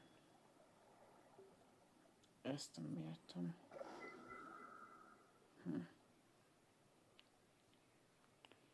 A tetőre nem tudok ezért felmászni, ugye már.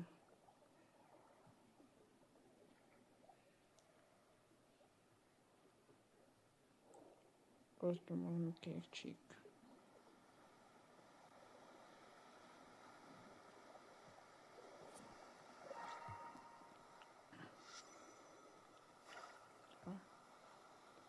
És mennyi?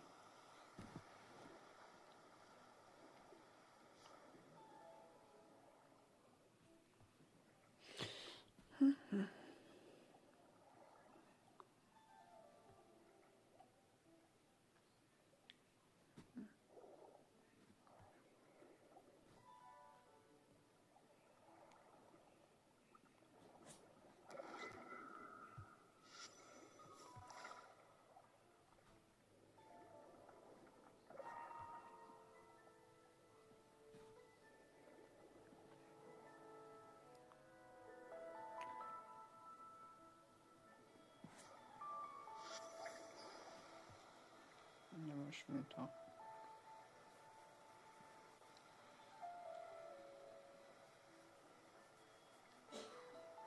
Aha.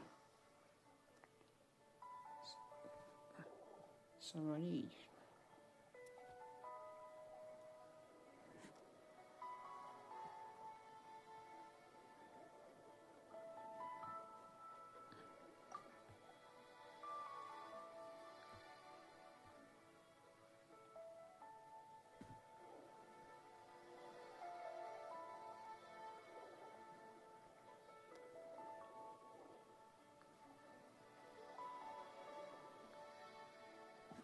Ezt kell megkeresni.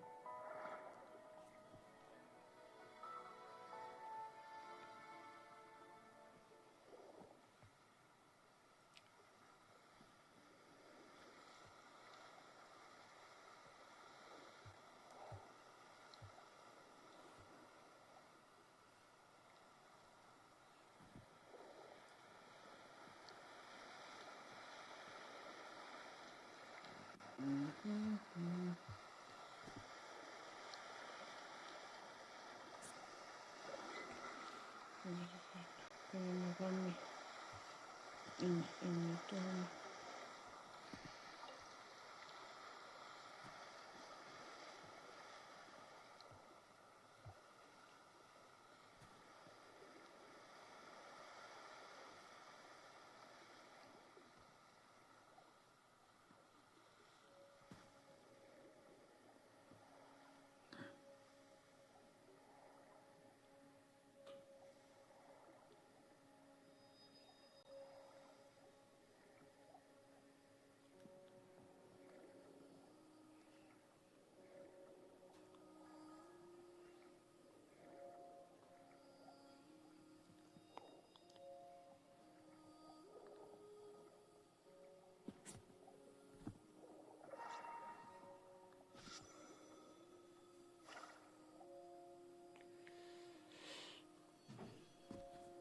mondja, hát máskor nem vegyél ilyen túrorul. Hát ez olyan szar, hogy nem igaz. Mikre vagy képes azt mondani, hogy ez jó? Hát ez... Bőven.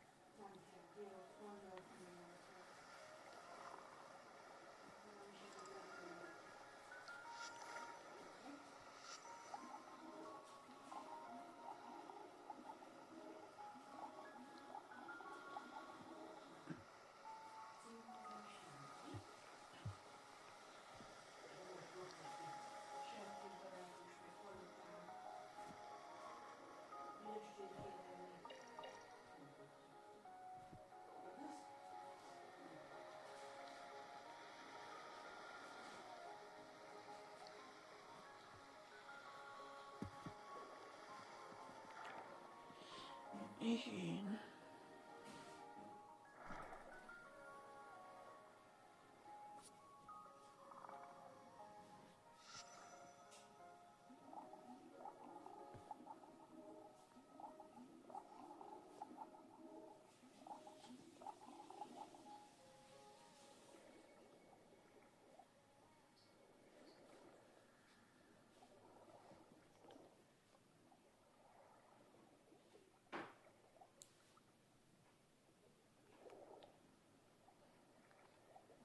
Jó.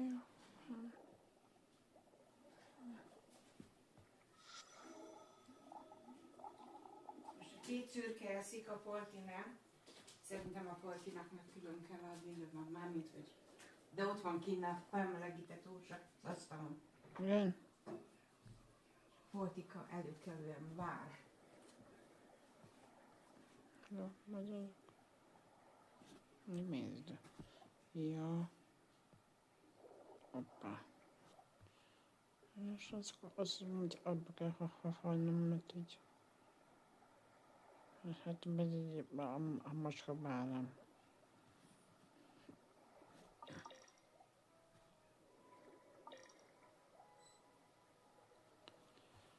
Jó, akkor kimegyek innen a vízből. Jó.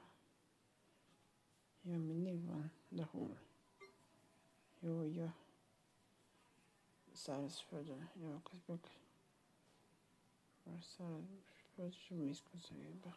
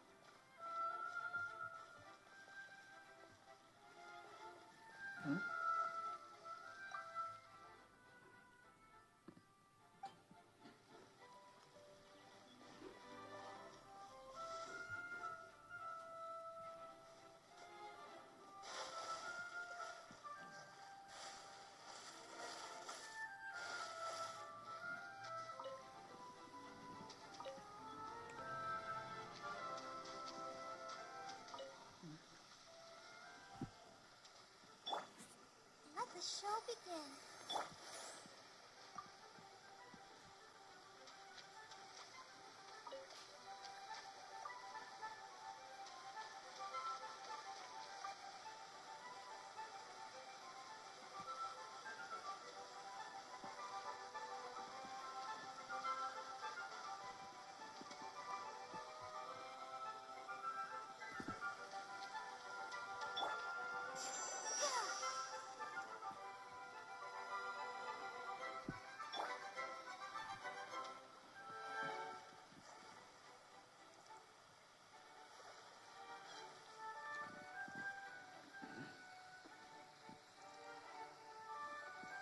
Az mondja, hogy és a 100 ott között. De most ezt nem értem.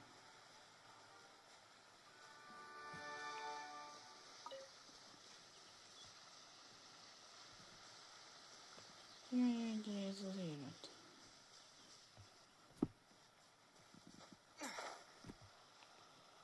Veszreport is. Mindjárt a másodperc.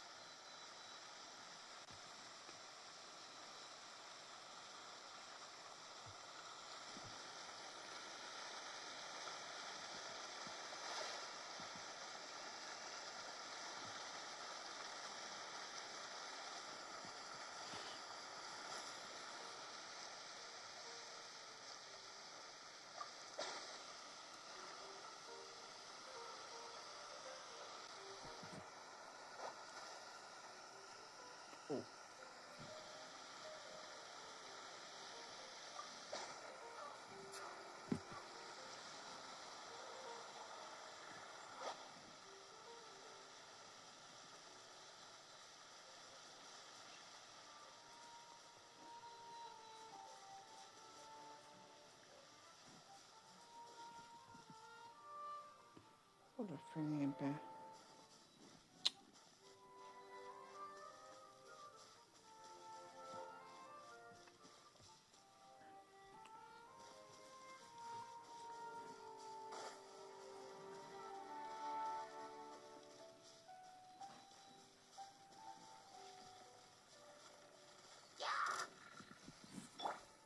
Installation chamber deployed. Let's dance.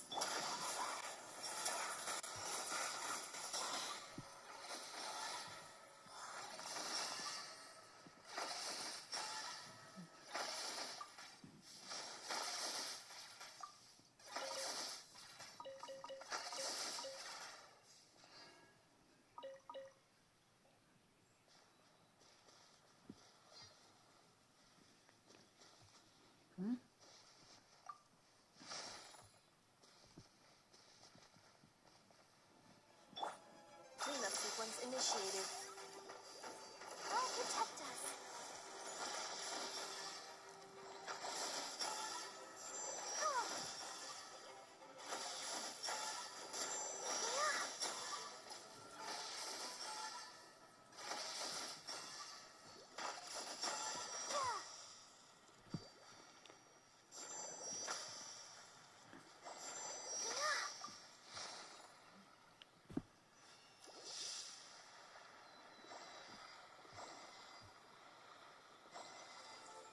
Ez az.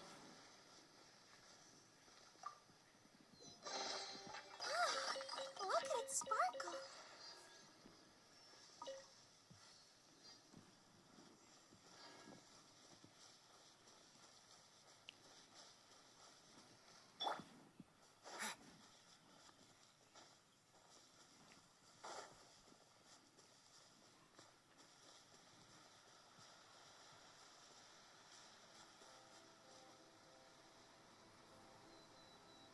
Na jó van. Na jó, és akkor ennyi volt. Hónapokon a könyv nem leszük. Acska jövő hét szombaton. Azok is jó éjszakát, sziasztok.